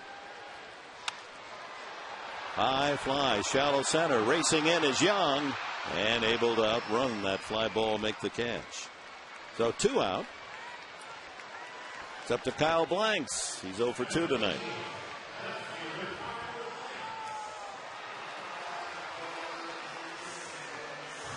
All of the sporting events, you're a fan not only obviously of baseball, but all the sports. Mark, is there one event that you'd really like to attend someday? Wimbledon. I could make arrangements for you, And that's one of the reasons why I said, but in all honesty, as a kid, I was always watching baseball. I loved football, loved all the sports, but there's just something about going over to England and just the way that center court and the intimacy of it all. And that sound of the ball off the racket, watching Bjorn Borg and Rod Laver all those years, and Jimmy Connors and McEnroe. I want to go. Can you make me reservations? I hear you. Blanks fouls it away. Not an easy ticket, mind you, but we could figure a way to get you in there. One of the reasons why it is such a unique event is that you mentioned the sound, and with the cathedral effect and the overhang of the roof, the sound stays in there. But because it's played on grass, you don't hear the sound of the ball hitting the grass. So it accentuates all the more the striking of the ball. Speaking of striking the ball, Blanks like to load up one right here. Takes it inside. Almost unbuttoned his shirt.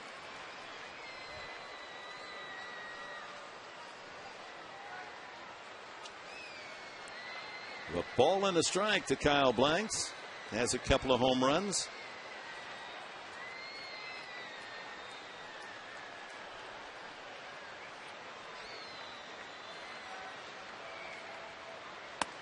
Inside again. You notice that Chris Benson, the big hitters, the guys like Adrian Gonzalez, the guys like Kyle Blanks with his fastball, he's trying to really jam them with that two-seam fastball. He did it to Adrian. He did it to Will Venable. Will Venable flied for a lazy fly ball to center field, but he's just not giving him anything over the heart of the plate to where he can get burned. The action pitch, 2-1, 2 on. Outside, says plate umpire Ron Kulpa. 3-1. Blanks with the luxury of trying to pick out one he likes here, be ready for a pitch, gets it in the zone, and take a rip.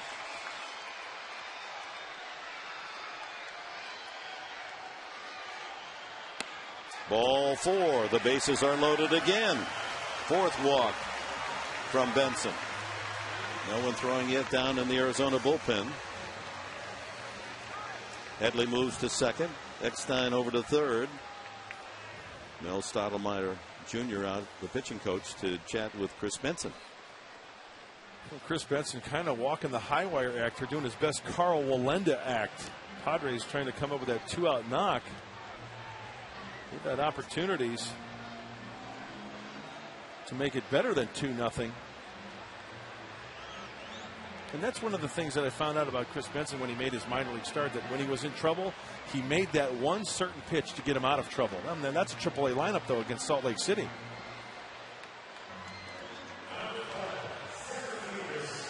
This veteran right-hander just wouldn't give up on his career. He was out there, much like Correa, just a free agent. And probably because of his relationship to A.J. Hinch, they took a look at him in spring training. They said, okay, we'll sign you to a minor league deal. Send him over to the minor league camp, and then, as they often do late in the spring, bring over a minor league pitcher just to work a game. That's what he did. Then went to Reno, pitched one game. Here he is back in the big leagues. Ball one to Scott Hairston. So Hairston with a line double to left and a fly ball to center. The Padre perched at every sack. Chance to blow this game open. 2-0 here in the bottom of the 5th inning. 2-0. Now you can be selective now. Benson's got to come to you with the bases loaded. Gosh, yesterday, last night, both sides picked up a gift run, bases loaded walk. 86 pitches now for Benson. Oh, he popped him up. Shortstop and third baseman calling. It's Drew, the shortstop, with a catch. And for the second time tonight, the Padres leave the bases loaded. It's 2-0.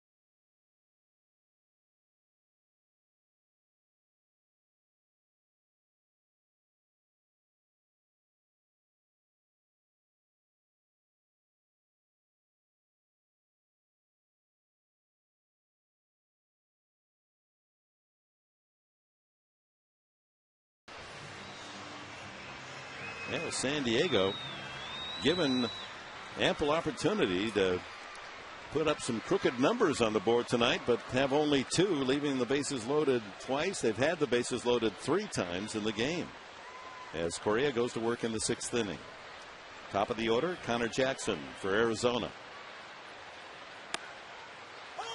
Looking back at that last inning, I think Scott Hairston wants that at-bat back. He wants that pitch back. 2-0, bases loaded. And he swung at the pitch that Chris Benson wanted him to swing at. Looked to be ball 3 to me. And I think if you were to ask Scotty, he goes, you know what, I maybe got a little anxious there.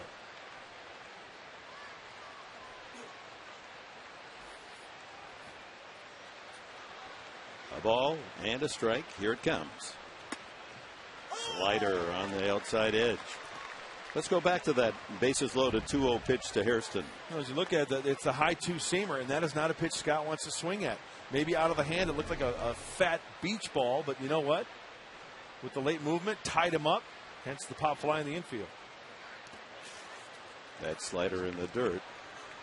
2-2. Jackson 0 for 2 tonight.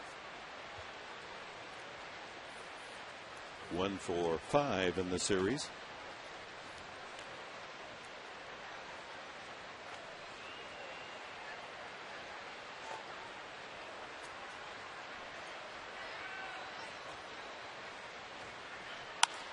Line to left center. That's a base hit. Hairston comes over to cut it off, and Jackson has a leadoff hit here in the 6th.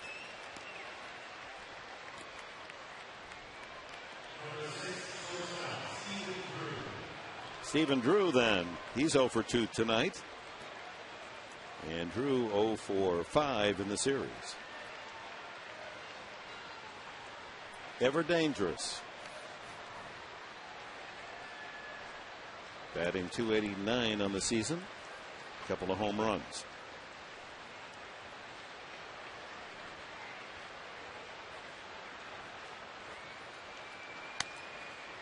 Ball outside.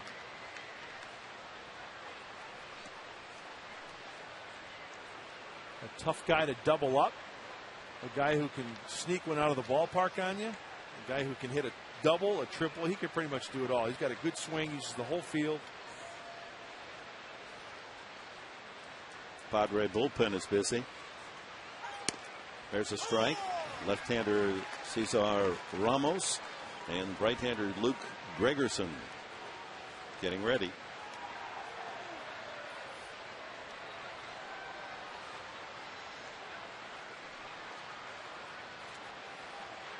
One ball, one strike to Stephen Drew. Jackson off first. 2-1. On opening day against the Atlanta Braves, Correa coasted along through 5 innings, allowing only 1 hit. But in the 6th inning, that's when the Braves got things going. Scored a couple of times. And now 3-1. He falls behind Drew. 93 pitches. Remember that game into the 6th inning, started to kind of push the ball a little bit. And there were a lot of pitches that were up in the zone. Have to keep an eye on that here in the 6th. That ball is lined to left. Blanks makes the catch. Well hit by Drew. 1 away. Off the left-handed bat, that ball is going to slice towards Kyle Blanks as he goes and covers that left center field gap. That is a huge out for Kevin Correa, keeping the double play in order. Brings up Justin Upton. Sharp single to center his last time up and stole second. 1 for 2 tonight. 1 for 6 in the series. Speaking of double plays, Justin Upton leads the Arizona Diamondbacks in grounding into the Twin Killings with 3.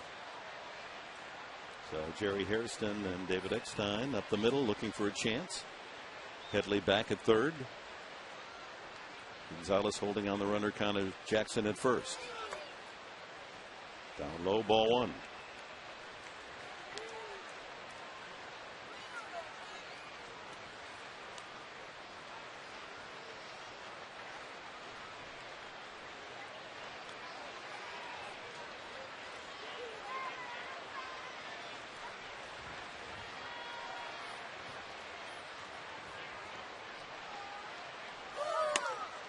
Late on that swing.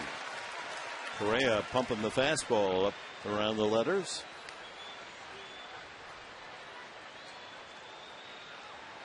Only 4 pitches away, Correa, from the century mark.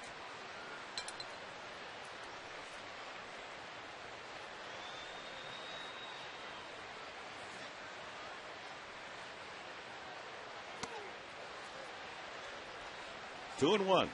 There's still a lot of movement on that pitch from Kevin Correa, but up in the zone. And usually when a two-seamer is thrown like that up in the zone, it's going to flatten out a little bit. But it looked like Kevin had tremendous movement on that. Nick Hundley, it looked like, had a tough time catching that ball squarely in his mitt.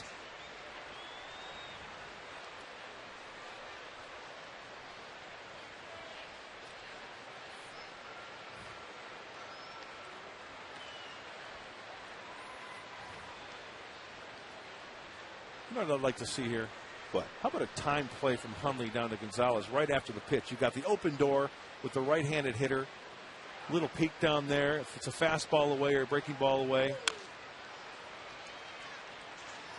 Fouled at the plate by Upton. 2-2. Catch him sleeping a little bit. You might get yourself an out that way. Don't see that much, No. do you? You've got the Gold Glove first baseman over there who could pick it if you throw it down to first and it's not right on the target.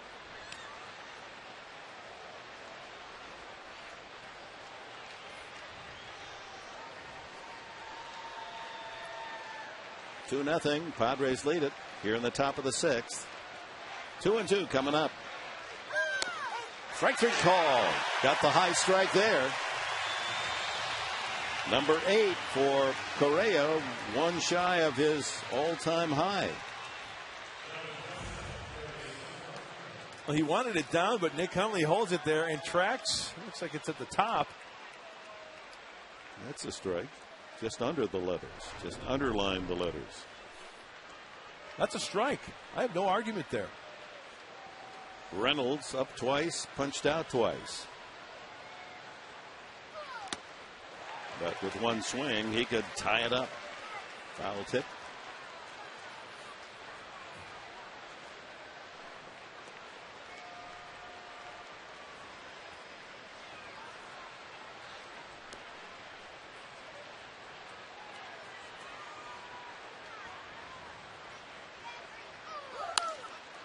Popped out of play. Nice. Good pitch. Good pitch by Kevin Correa. Keeping the ball away. That looked like it was a four-seamer. Had a little bit more fuzz on it.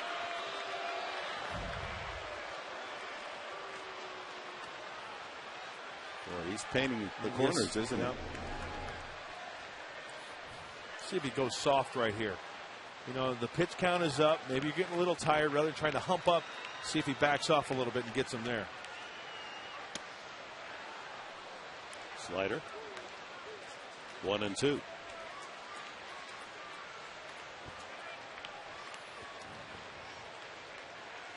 Little sneaky peek here into Hot Rod Hundley behind the dish. Change up. Slider. Keep it down. Get it out there. Runner goes. And Hundley can't make the play. Couldn't get the ball out of his glove. And Jackson has a stolen base. I can't speak for Kevin Correa. I mean, he's thrown 103 pitches. Whether he's tired or not, yes, he's probably gassed a little bit. But when you throw a slider on the 103rd pitch, he may have rushed it, or the arm is kind of lagging a little bit. That's why you saw the high slider that last pitch.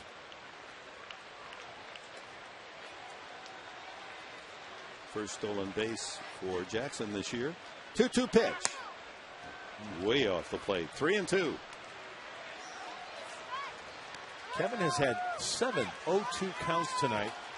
This at bat started 0-0, but he had him 0-2, obviously. Now he runs it full.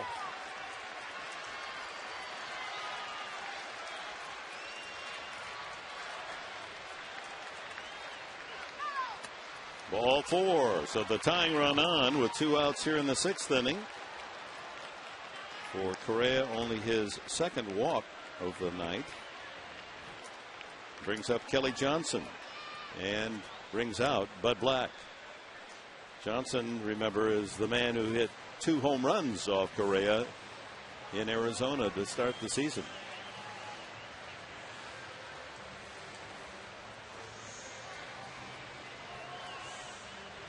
You know, Buddy likes to give a little bit of a pep talk before he makes the change. Going to bring in the left-hander Ramos. Job well done by Kevin Correa. Gets a hand as he comes off. Pitching change brought to you by San Diego Harley-Davidson. Always country first.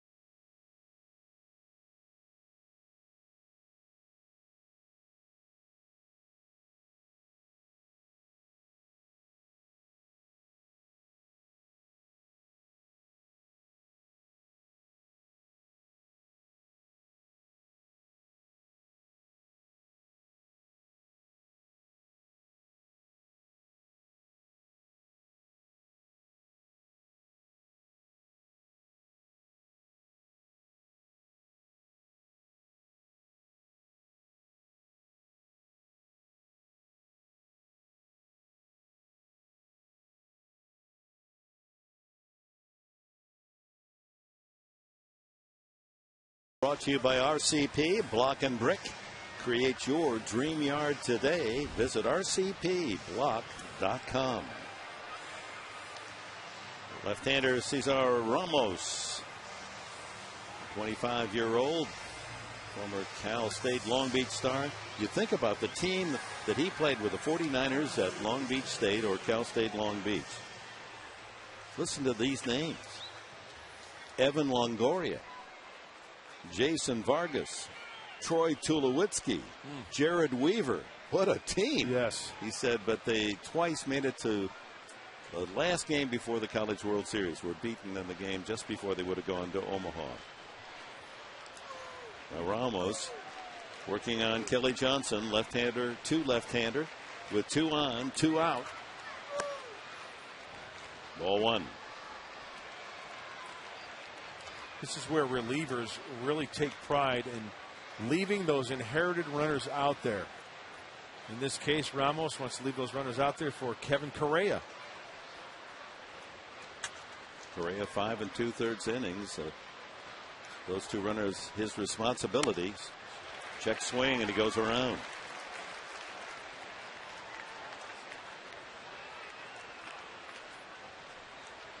.86-mile-an-hour slider from Ramos.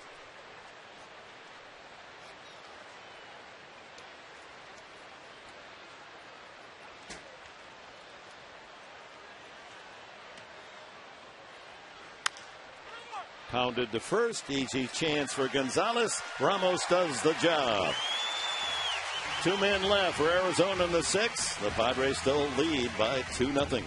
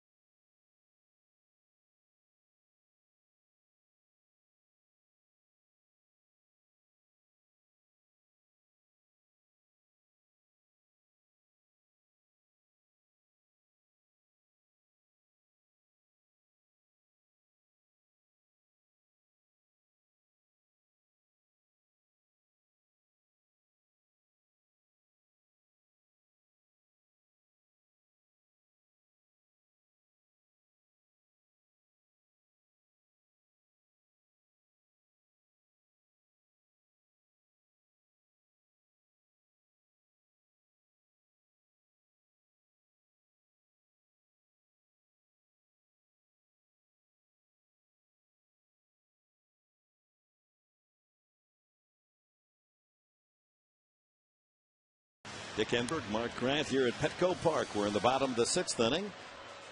Lower third of the order for San Diego. Hairston, Hundley, and the pitcher's spot. And Chris Benson, called up from Reno, has given the Diamondbacks 5 solid innings. He's been in trouble, but able to come up with the big pitch when needed. Correa then 5 2/3 innings. No runs, 3 hits, 2 walks, and 8 strikeouts. Outstanding outing for Correa.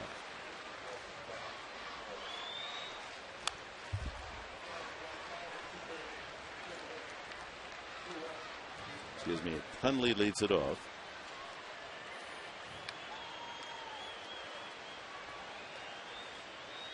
Single and a home run tonight for the San Diego catcher.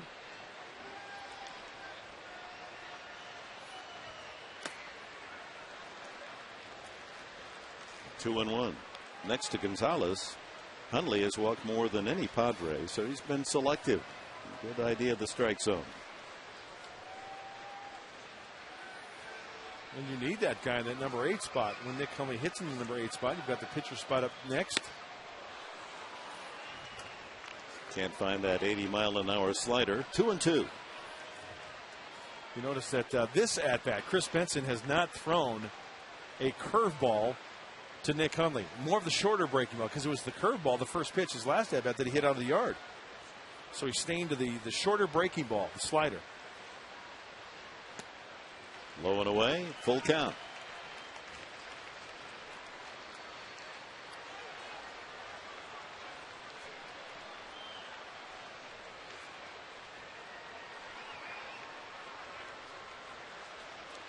Tony Gwynn is in the on-deck circle. Line foul and back into the crowd.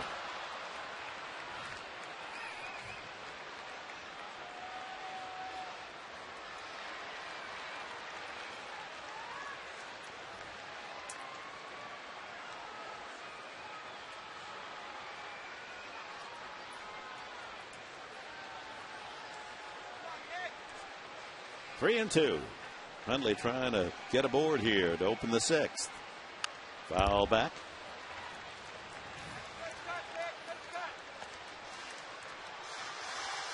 Now, Chris Benson in his last start, we talked about in the minor leagues, he threw 88 pitches against Salt Lake when he was with Reno.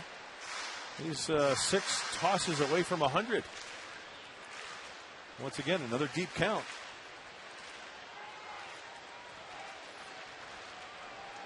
Three and two. Fouled off the mask of plate umpire Ron Kulpa.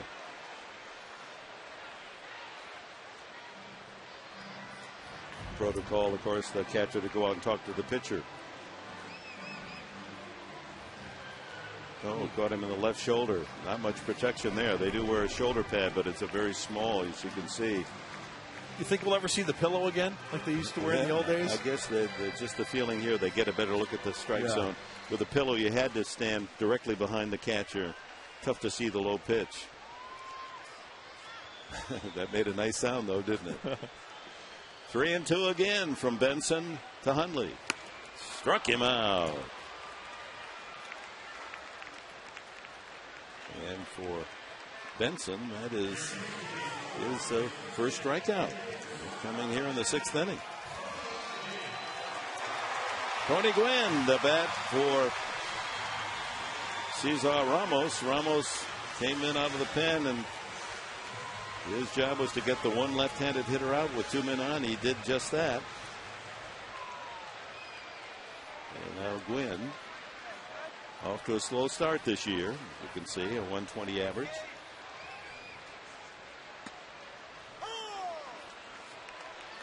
Tell you what, Cesar Ramos is dazzled when he's been called upon for Buddy Black.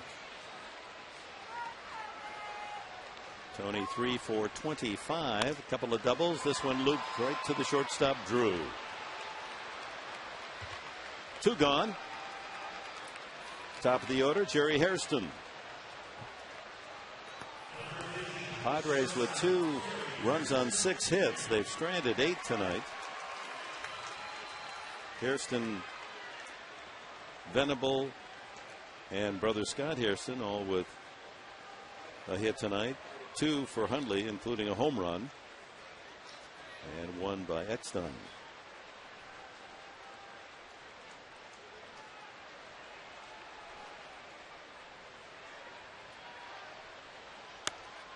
With that out made by Tony Gwynn. Pinch hitting totals for the Padres not good. 2 for 19. 1 extra base hit. That was a Stairs double.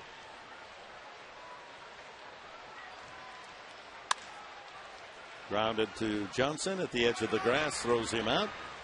A 1-2-3 inning for Chris Benson. He's given the Diamondbacks a good start.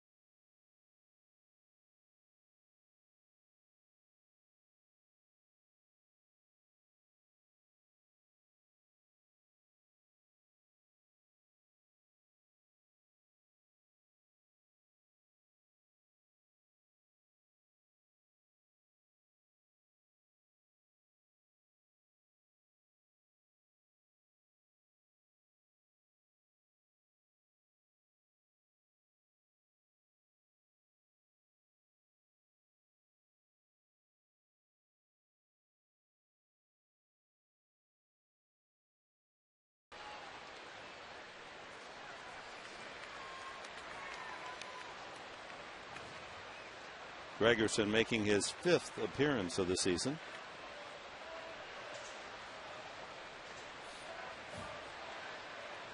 Had a rough outing in Colorado that has ballooned his ERA.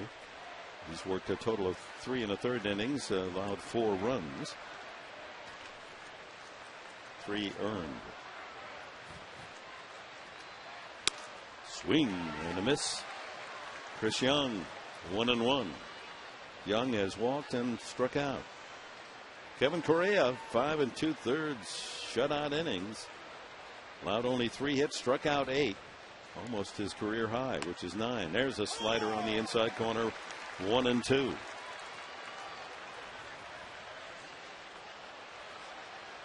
Great to see the home whites, isn't it? The Absolutely. white uniform. The colorful outfits that Charlie Finley started are all well and good, but there's nothing like a clean white home uniform. Swing and a miss, strike 3. Gregerson gets Young. Well, before the game, a ceremony to salute Adrian Gonzalez and the presentation of the 2009 Gold Glove for his work at first base. His second, and the fans acknowledging owner Jeff Morad there. Jed Hoyer, general manager, Bud Black, all part of the ceremony down at home plate. Sharp shot to short. Hairston, can he get him? Yes, he can. Parra denied a base hit on a sterling play by Jerry Hairston at short. Jerry Hairston making it look easy. Left-handed hitter as well, hit sharply. That's a 2-hopper, positioned nicely and turning towards the glove hand side, and the accurate throw makes it easier for Adrian Gonzalez over at first base. Just sit back, relax, and record the old 6-3 put out. Nice.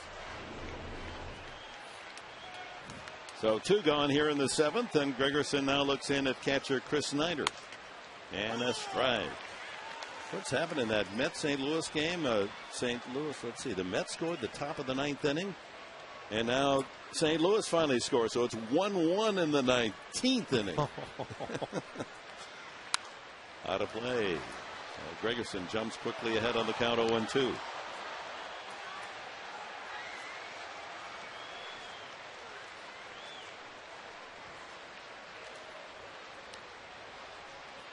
Nice Saturday night turnout here at Petco Park. Look forward to seeing it tomorrow. 1 o'clock game.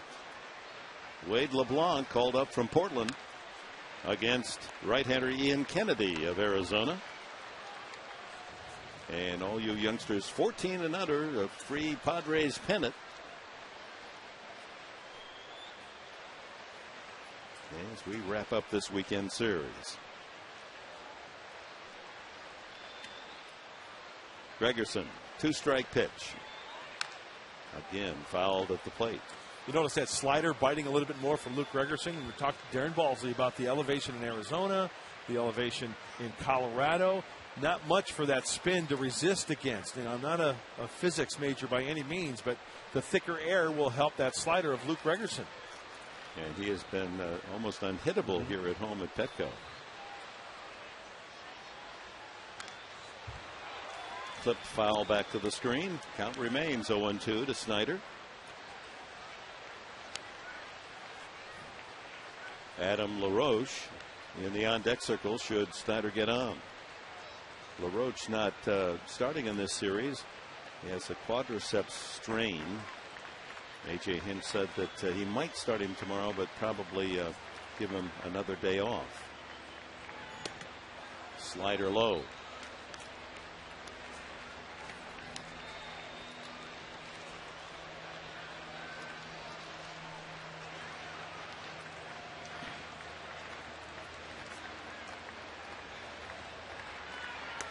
Outside. These two franchises representing the most affordable ticket. Not only the ticket price, but the cost of a family of 4 going through the usual exercise at a ballpark, eats and drinks and that sort of thing, buying souvenirs. Arizona #1, San Diego #2. Making it a good bargain. Swing and a miss, strike 3, and a couple of strikeouts for Gregerson in the 7th as the Diamondbacks go in order. They're getting ready to stand and sing "Take Me Out to the Ball Game" here at Petco. 2-0 San Diego.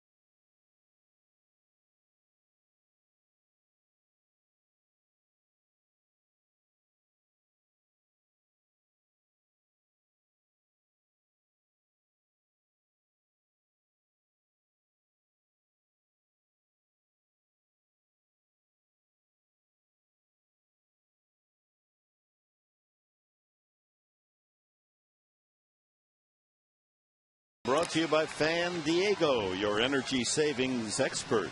For locations, visit fandiego.com. For ceiling fans, go to Fan Diego. Good to have so many here tonight, especially those young faces. They look out at a new Arizona pitcher. Jordan Norberto will work the 7th inning. Chris Benson called up from the minors, and you couldn't ask for much more. 6 good innings. He allowed a couple of runs, 6 hits, walked 4, struck out 1. Kept the Diamondbacks close, even though he wiggled his way out of 3 bases loaded jams. He did some pitching. He was not throwing tonight. He was changing speeds the best he could, worked himself out of some jams, and now it's the left-hander Norberto. Fastball curveball change, 89 to 94. He was a starter earlier in his career. From the Dominican Republic, he's only 23.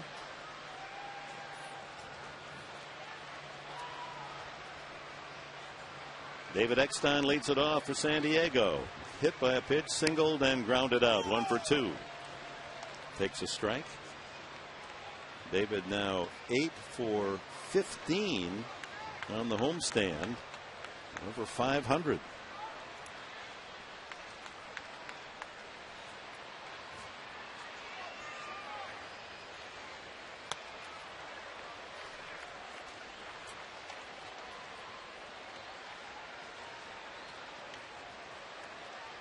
Good spring for Norberto to earn a spot on the opening day roster.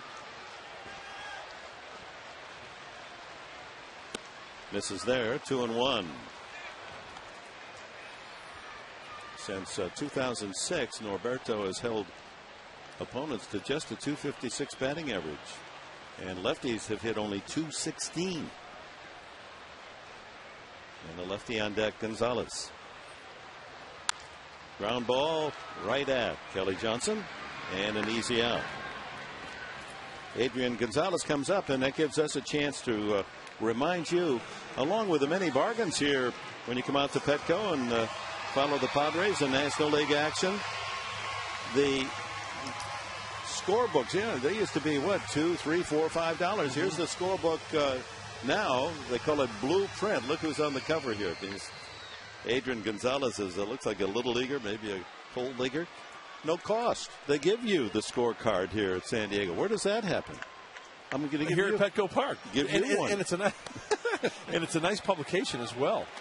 Yeah, there are articles in there. Plus, you got your place to keep score. Some free coupons where you can oil change, free oil change. Yeah. No, I'm kidding. Well, you've got pizza deals here, restaurant deals here. A coupon for Petco, pet store, and it changes every homestand as well. So new stories, new features, and there's an up close look at it. It's a very nice publication. and free. Every customer gets their scorecard free. Gonzalez with the count 2-0. 3-0.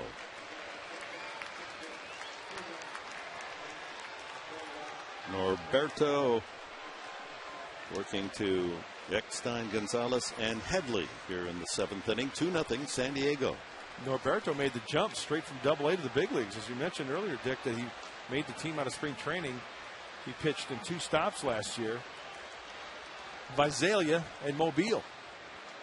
Misses low, and Gonzalez with a 4-pitch walk. His second walk tonight. His 10th already of the season. They just are not going to take many chances with Gonzalez. I mean, they're going to try to make the perfect pitch on the edges, at the knees, or, cutting the corners. And if he wants to swing at a bad ball, then that's what exactly they hope will happen. Well, the Mets score in the top of the 20th.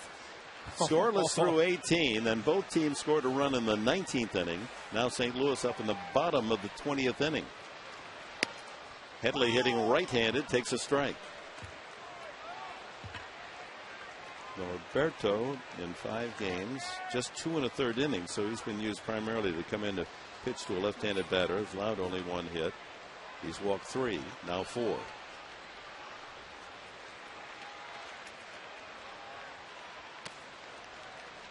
That ball skipping in, 1-1.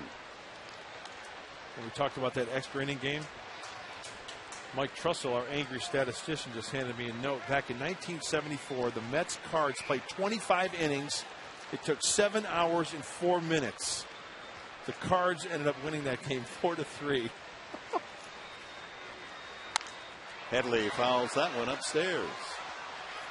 First row, right above the auxiliary scoreboard.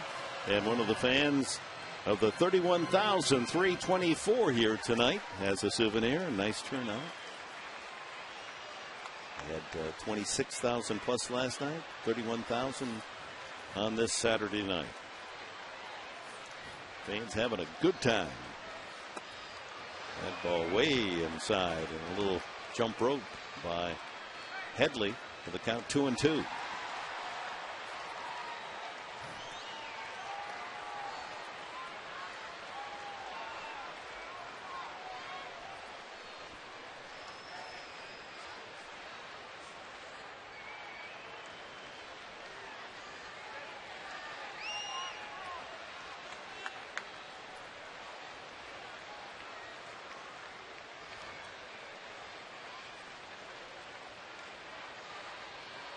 Line to center, base hit. Gonzalez will hold at second. And with 1 out, the Padres have 2 men aboard again. Headley now has hit safely in 10 of 11 games this season. That looked like a changeup that just rolled up there, belt buckle high, and Chase Headley sees the ball nicely. And Chase is going well at the plate. He says his right-handed swing is one of the better swings rather than the left side, being a natural right-handed hitter. Well, it's a nail biter, that's for sure. Still a close game here. Well, Venable could do something about that, couldn't he? 2 on, 1 out.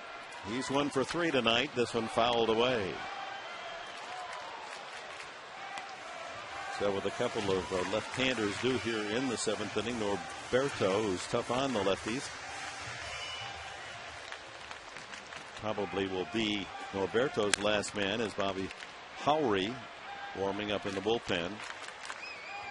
Depending on what Venable does, it figures that Howry will come in to pitch to Blanks, Hairston, Hundley, all right-handed batters. A strike. 0-2.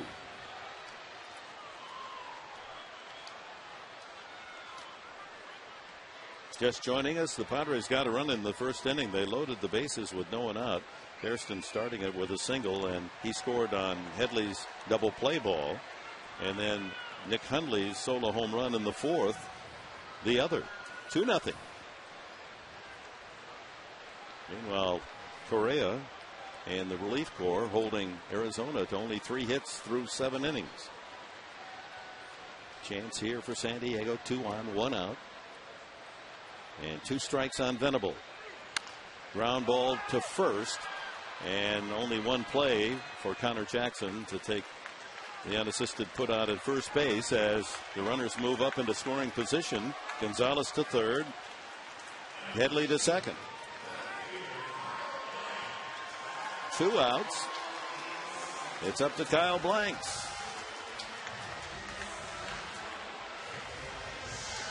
Blanks grounded to third, fly to center, and walked.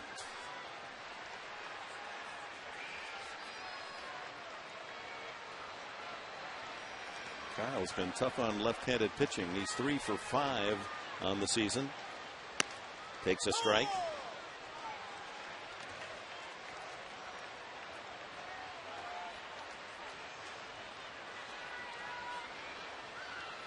So A.J. Hinch elects not to come in with a right-hander to pitch to the right-hander, perhaps figuring that Bud Black would counter with Matt Stairs, a left-handed pinch hitter. Line but fouled on the right field line.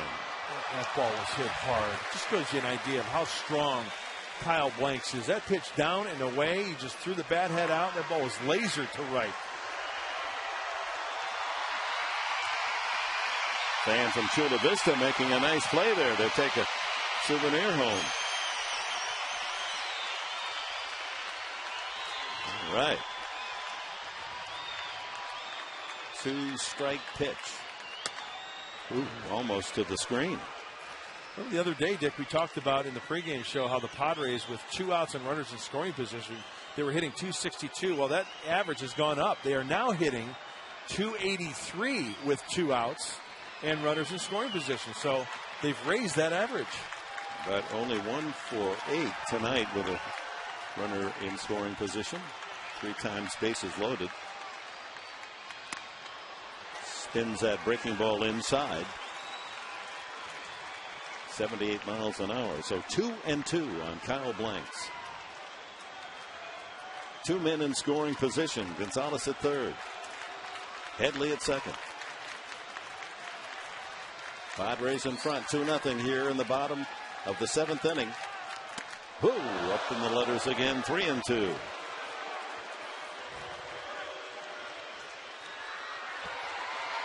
Should Blanks walk here to load the bases, it'll be Scott Hairston up. You might see something soft here, like a changeup from Norberto. No reason to throw him a fastball. For a strike at least. First base open. And he misses inside. Second time that Blanks has walked tonight.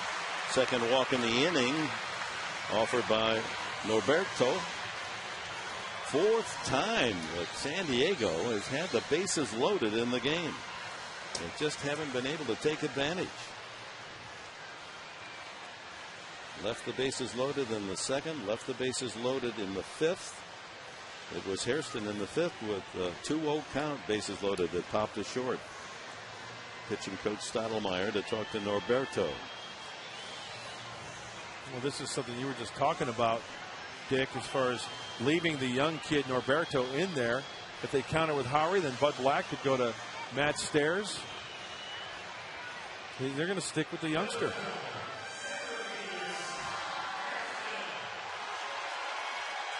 The skipper with his lineup card goes crossing off players that the opposition uses, so that he knows where they stand in the dugout, what's available, and the same for him.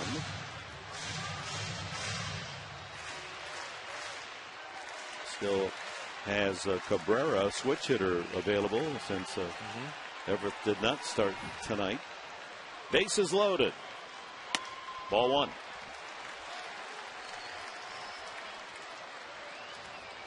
Hairston doubled in the 2nd inning and fly to center, popped to short. Remember, there's that 2-0 pitch that he swung at that popped to short with the bases loaded. Ball was up in the strike zone, high.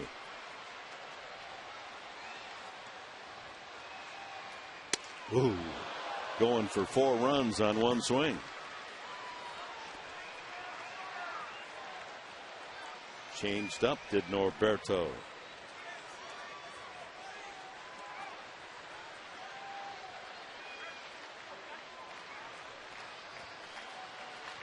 All right, he had his big swing. Don't get greedy. Just a nice line drive would do the job effectively.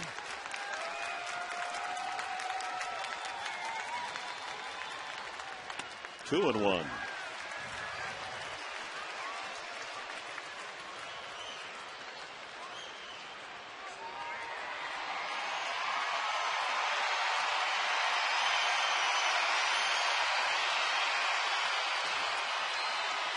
Bases full of Padres. 2-1. The action pitch coming up to Scott Hairston. 3-1. He's missed all three high and outside. Snyder out to talk to the left-hander.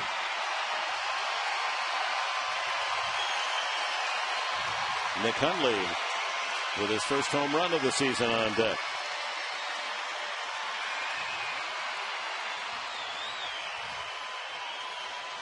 Well, after swinging at a ball 2-0 with the bases loaded the last time up, you have the feeling Scott's going to be more selective here if he gets his pitch. And I'm thinking Norberto's going to go down and away as time is called. Down and away. You know, if a pitcher tries to go inside here, there's a chance you might leave it over the middle part of the plate, inner part of the plate. We know what Scott Hairston can do on a pitch middle in.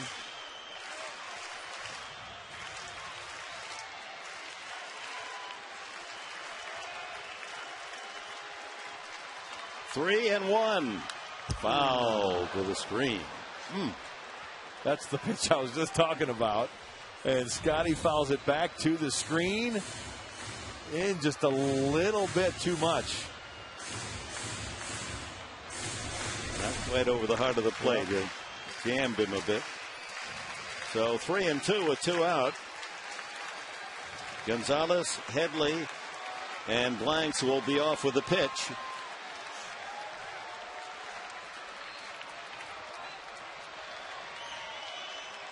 Ball four. He walks in a run. It's 3-0.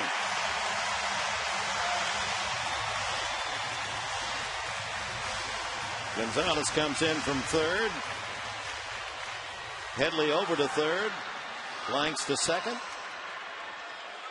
And with an RBI walked, Scott Hairston at first. And out comes A.J. Hinch, the skipper, and we're going to have a pitching change. Howery will come in from the pen with the bases loaded and two outs. And this change brought to you by Discount Tire.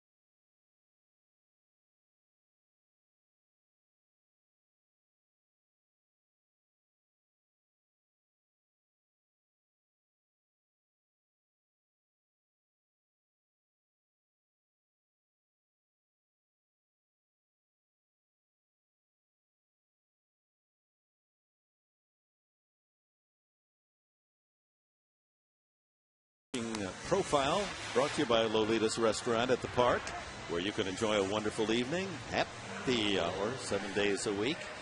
Bobby Howery, look at those inflated numbers. This is his sixth game, and in 4 innings, he's thrown 3 home run balls. Nick Hundley, who has a line single and a solo home run tonight, 2 for 3. With the bases loaded, 3-0 San Diego. Howery under the pressure of having to throw strikes.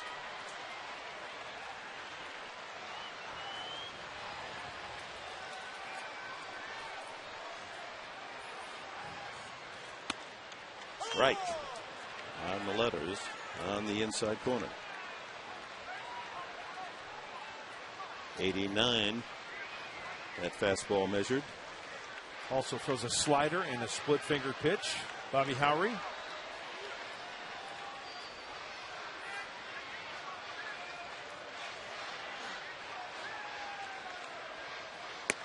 One and one. So with the walk to Scott Hairston to force in a run with the bases loaded. It's back-to-back nights where the Diamondbacks have generously donated a run, bases loaded walk. Of course, the Padres gave Arizona one of the same last night. Matt Stairs now is in the on-deck circle. 1-1. Nick Hundley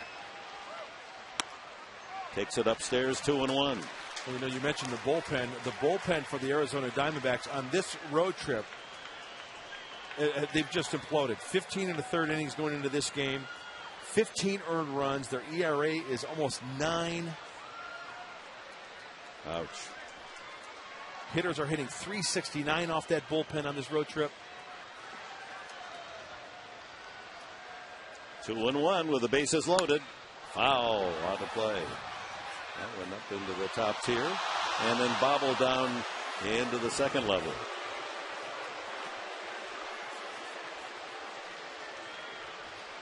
Two balls, two strikes to Nick Hundley, with Howry trying to pitch out of this bases loaded jam. 2 outs, last of the 7th.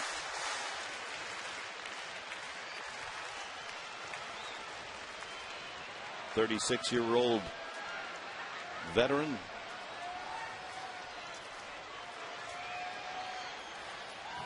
Former McNeese State University star. Another foul. That one's going to skip out of the upper deck, down through the second deck, and into the box seat section.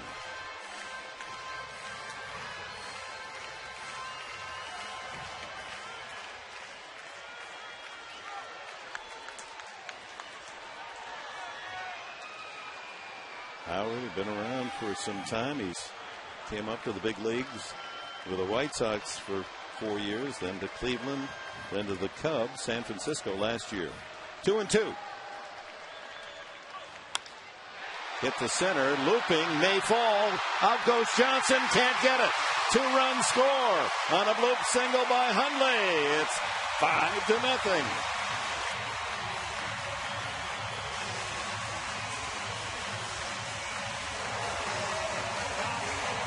Nick Hundley with a 3-hit night and 3 runs batted in. Oh, hitting 8 sounds some kind of great for Nick Hundley. A slider behind the count. That is, if taking a ball, and he just dumps this one into shallow center field. The runners are off on contact, and the Padres taking out a little bit of insurance here in the 7th inning, adding on nicely. Yeah. Grand Slam homer can't beat you now. 5-0 as Matt Stairs gets the call in the pitcher's spot. Runners at first and third. Yeah, strike to the veteran. Oh, he's in his glory now, Matt Stairs. The National Hockey League Stanley Cup playoffs are underway. I went by him today and said, "How are your Habs doing?" He's a Montreal Canadiens fan. He said, "They're on at 4." First and third with 2 outs for Stairs. Strike 2.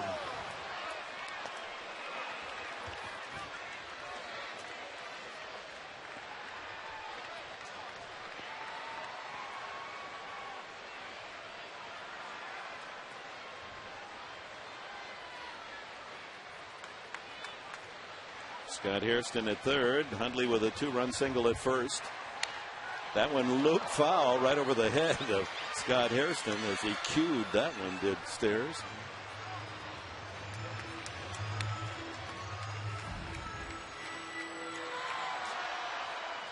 That's why the runner lines up in foul territory. If that ball hits you, it's a foul ball.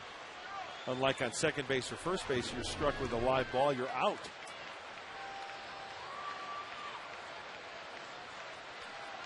Oh, 0-2 to Stairs. High. So in the inning, after Eckstein grounded out, a walk to Gonzalez, single Headley, ground out Venable, 2 out, and then the walk to Blanks, another walk to Hairston to force in a run, and Hundley off Howry, a bloop single with a bases jammed for 2 more. So 5-0 San Diego. Swung on and missed. And Howry's out of the inning. 8 men come to bat, though, for the Padres. They score 3 on only 2 hits and leave 2.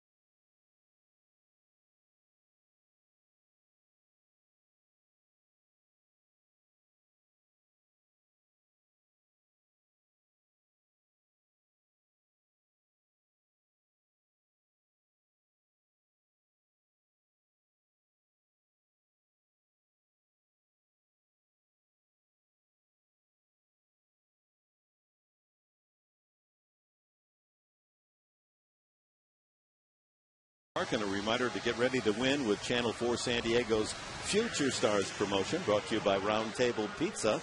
Give your young fan a chance to win a Round Table Pizza party pack. Submit your photo showing your team's pride and go to 4sd.com for more details. Now, manager Bud Black, for the first time this year, has it set up where he can work his trifecta of Gregerson in the 7th, Mike Adams in the 8th, and Heath Bell in the 9th inning. Adams Thursday had a rough go. The Atlanta game lost by the Padres 6-2. Mike went 2/3 of an innings and was touched up for 3 hits. 2 hits and 3 runs. That was the inning when Escobar singled and young Jason Hayward doubled in a run. Tripled a run.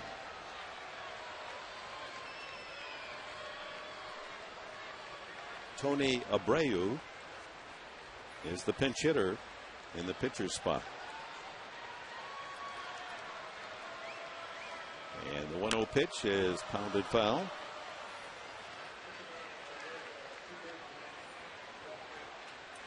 So those 3 runs scored by the Padres in the 7th, all charged to Jordan Norberto. 3 runs, only 1 hit, 3 walks, and no strikeouts. That'll hurt the ERA. Swung on and missed by Abreu. You mentioned that trifecta, Adams, or Gregerson rather, Adams, then Bell. That's a pretty good ticket to be holding on to, and a pretty safe bet more times than not. Trying to collaborate on a shutout tonight of the Diamondbacks. Strike 3 call.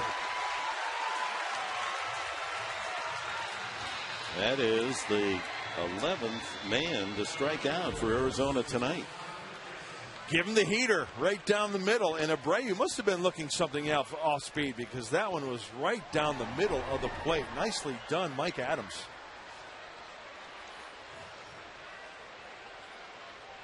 Top of the order, Connor Jackson, 1 for 3 tonight. Grounded out, struck out, and singled to left field the last at bat. Slider for a strike.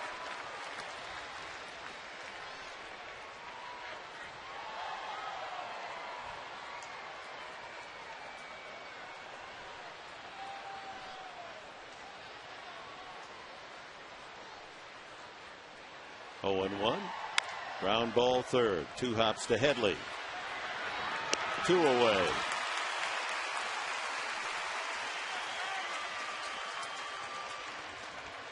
Well, the final in St. Louis.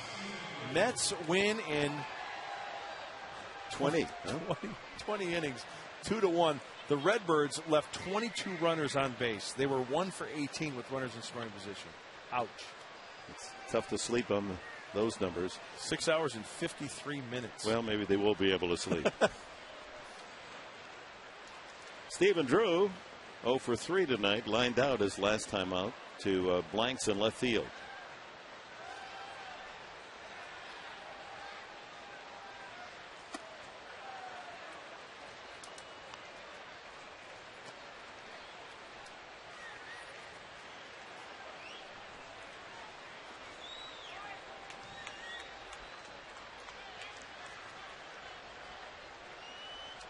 Bases empty, 5-0 San Diego. 2 outs here in the 8th. Fouled at the plate. Adams, really an outstanding high school athlete in Texas. And attended Texas A&M in Kingsville, where he played basketball. Pretty good basketball talent on this San Diego roster. Venable, Young, both played at Princeton. Tony Gwynn Jr. can play. This man played college ball. Put number 88 down in the post there. Kyle Blanks. Yep. Let him muscle up some rebounds.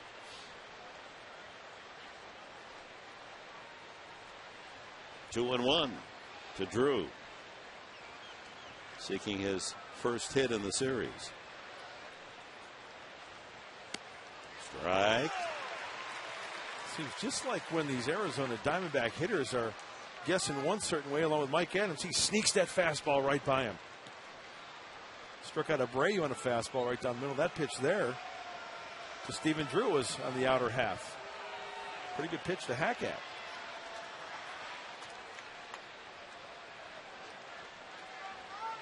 Two and 2.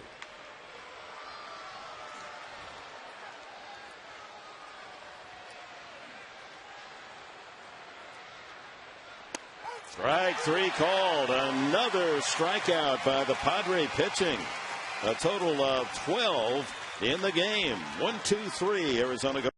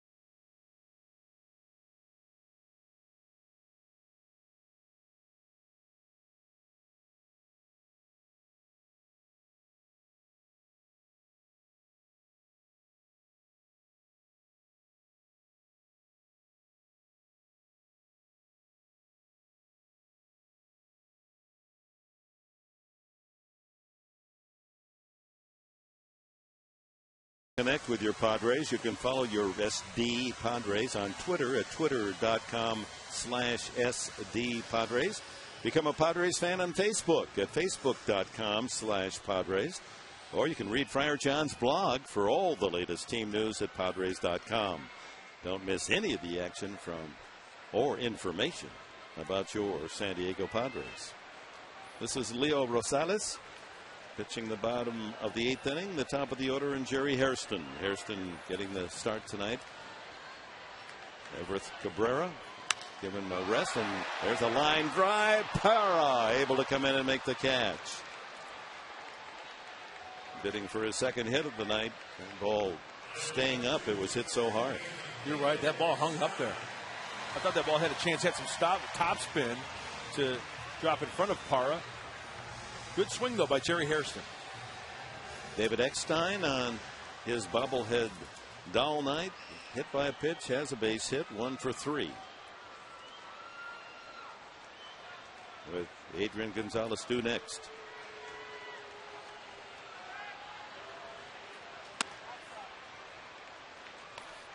Again tomorrow, the finale of this 3-game series. There is the well-packaged David Eckstein bobblehead dolls. I mean, they're really high quality, aren't they? Yes, and it's they the are. first, 4 more, right? Yes. You'd be a good subject. You know that, Mark? I don't think there's enough plaster, Mr. Enberg, in this world to make a Mark Grant bobblehead. We'd have to start in China and then work our way to India to get those done, huh? 2-1. Oh, the sunflower seeds. Holding Eckstein looks like he's carrying all the money to the bank there. Yeah, nicely done. Grounded foul just past the Arizona dugout. And remember, we had that meeting yesterday where we're talking about other promotions. One of my favorites is the scarf giveaway.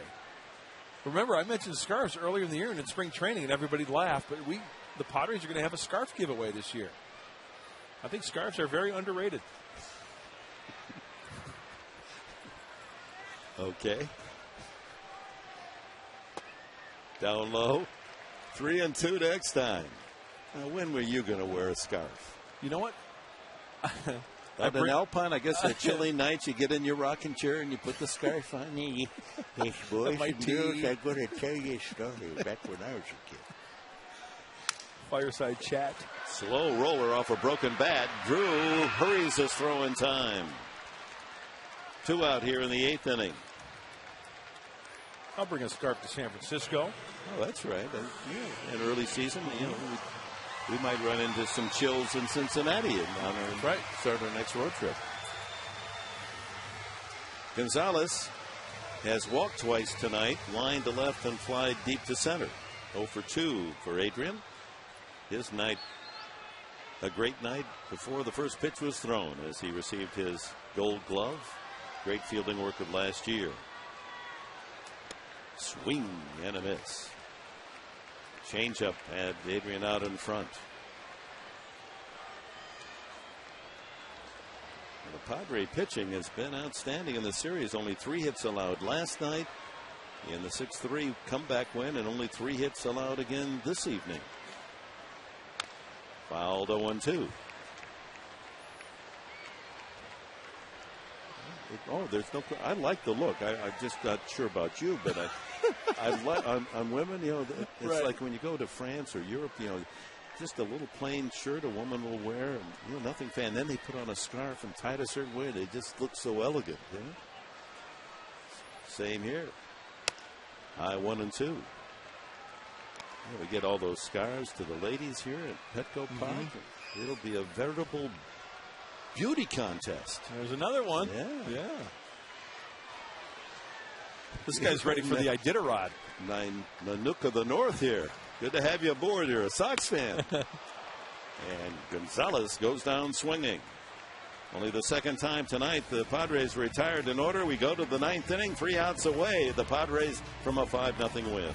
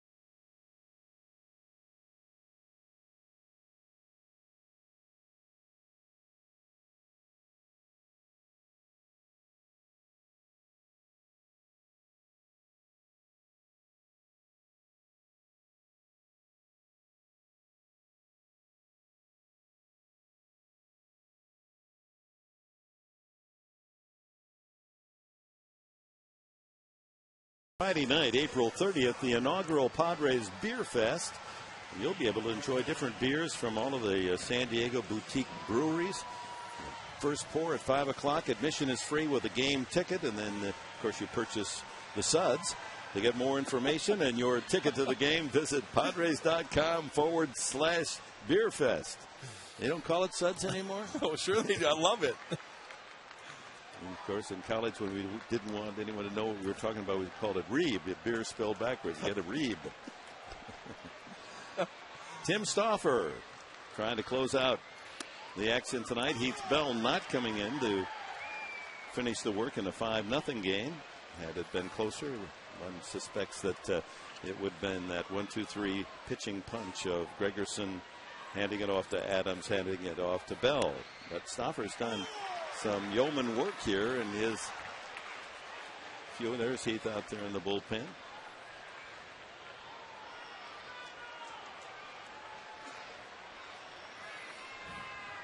The 0-2 pitch. Justin Upton is a single in 3 at-bats.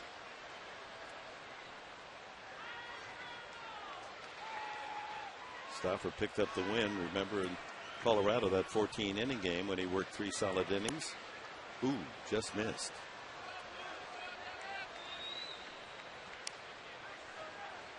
Some were trying to guess as to whom would be selected for tomorrow's date with Chris Young injured. There's a ground ball toward the hole. Headley cuts it off and makes the play. 1 away in the 9th. Reminder to stay tuned for the Sequan Casino postgame show. It'll follow immediately after the final out here on Channel 4 San Diego. Sequan Casino, San Diego's vacation getaway. Jen and Bob are standing by with all the highlights and their analysis of the game. Mark Reynolds struck out twice and walked. Hard slider, ball 1. Speculating that Stauffer might get the start tomorrow, but the feeling was Darren Balsley and manager Black that he just hasn't had enough work to really give them long innings. He might have been able to pitch, 4. High pop up, that's going to make it back in the seats. And better used here in relief, Stauffer. But another asset in this pitching staff, the 12 men on the San Diego staff. You can say good things about just about everyone, except Chris Young, because he can't pitch. Right. That's the only bad news. And to go along with that, I think it's guys in that bullpen that accept their role. Tim Stauffer, sure, he would love to start. Who wouldn't want to start at the big league level? But he knows his role. He's been quite successful being a reliever. He's not allowed a run to score. Over 4 career relief appearances. This is his 5th. 3-1 now to Mark Reynolds. Padres 2 outs away from securing their first back-to-back wins of the year and their first series win of the season. Pulled foul. Count full now on Mark Reynolds.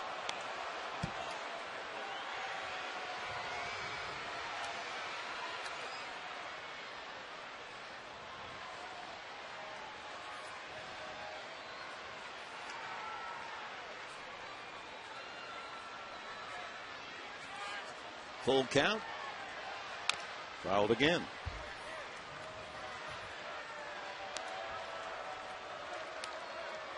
Stauffer on the season, 6 innings pitched, has allowed only 3 hits and walked just 1 while striking out 6.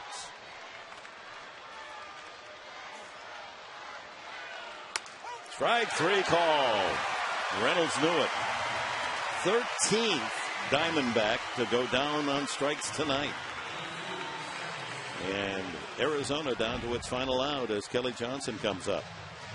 And once again, after Kevin Correa going 5 2/3, the relief corps of the San Diego Padres has not allowed a base runner. Just carrying over from last night. 12 in a row last night.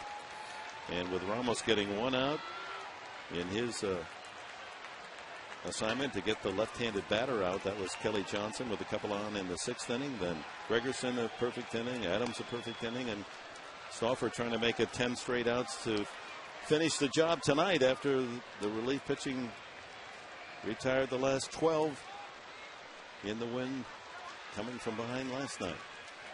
2-0. Just missed. 3-0 to Kelly Johnson.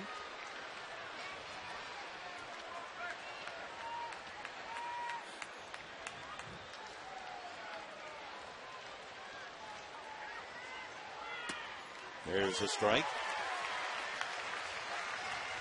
Relief pitching last night, no walks, a combined 5 strikeouts. Tonight, 5 strikeouts, no walks. 3-2. So Arizona down to its final strike. Stauffer trying to complete a 5-pitcher shutout. High deep drive to right field. That's going to be over the head of Venable and crashes up against the wall. Venable gets it in, and Kelly Johnson has a stand-up double. First extra base hit of the night for the D-backs. Only their 4th hit.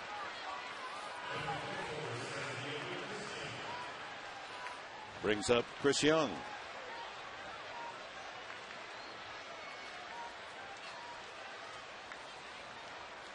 Three-two fastball is the right pitch for Tim Stauffer. He wants to try to challenge these hitters. He leads 5-0. 1 strike away, 1 out away from sealing this one up. Just have to go one more hitter. Stirring out the bullpen, and Heath Bell now is going to little soft toss here just in case.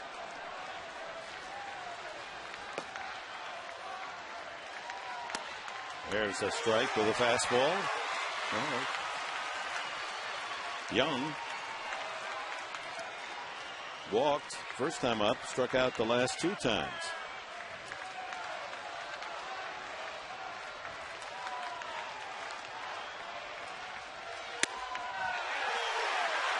Oh, 0-2. Once again, the D-backs down to their final strike.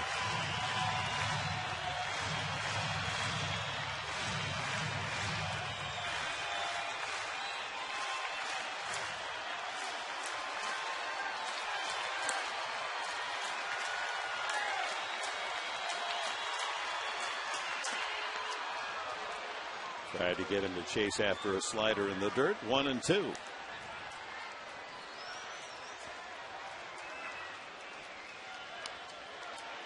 A victory for the Padres tonight will move them up to 5-6 on the season. That would be Arizona's record.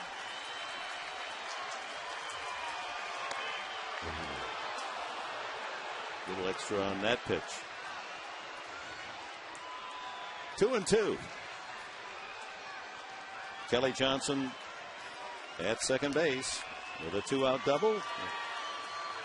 2 outs here in the top of the 9th. 5-0 San Diego, and the 2-2 delivery from Stauffer. Grounded toward the hole. Karams to Hairston. He throws and gets him. What a final play! It goes 5-6-3, and the Padres have the shutout win.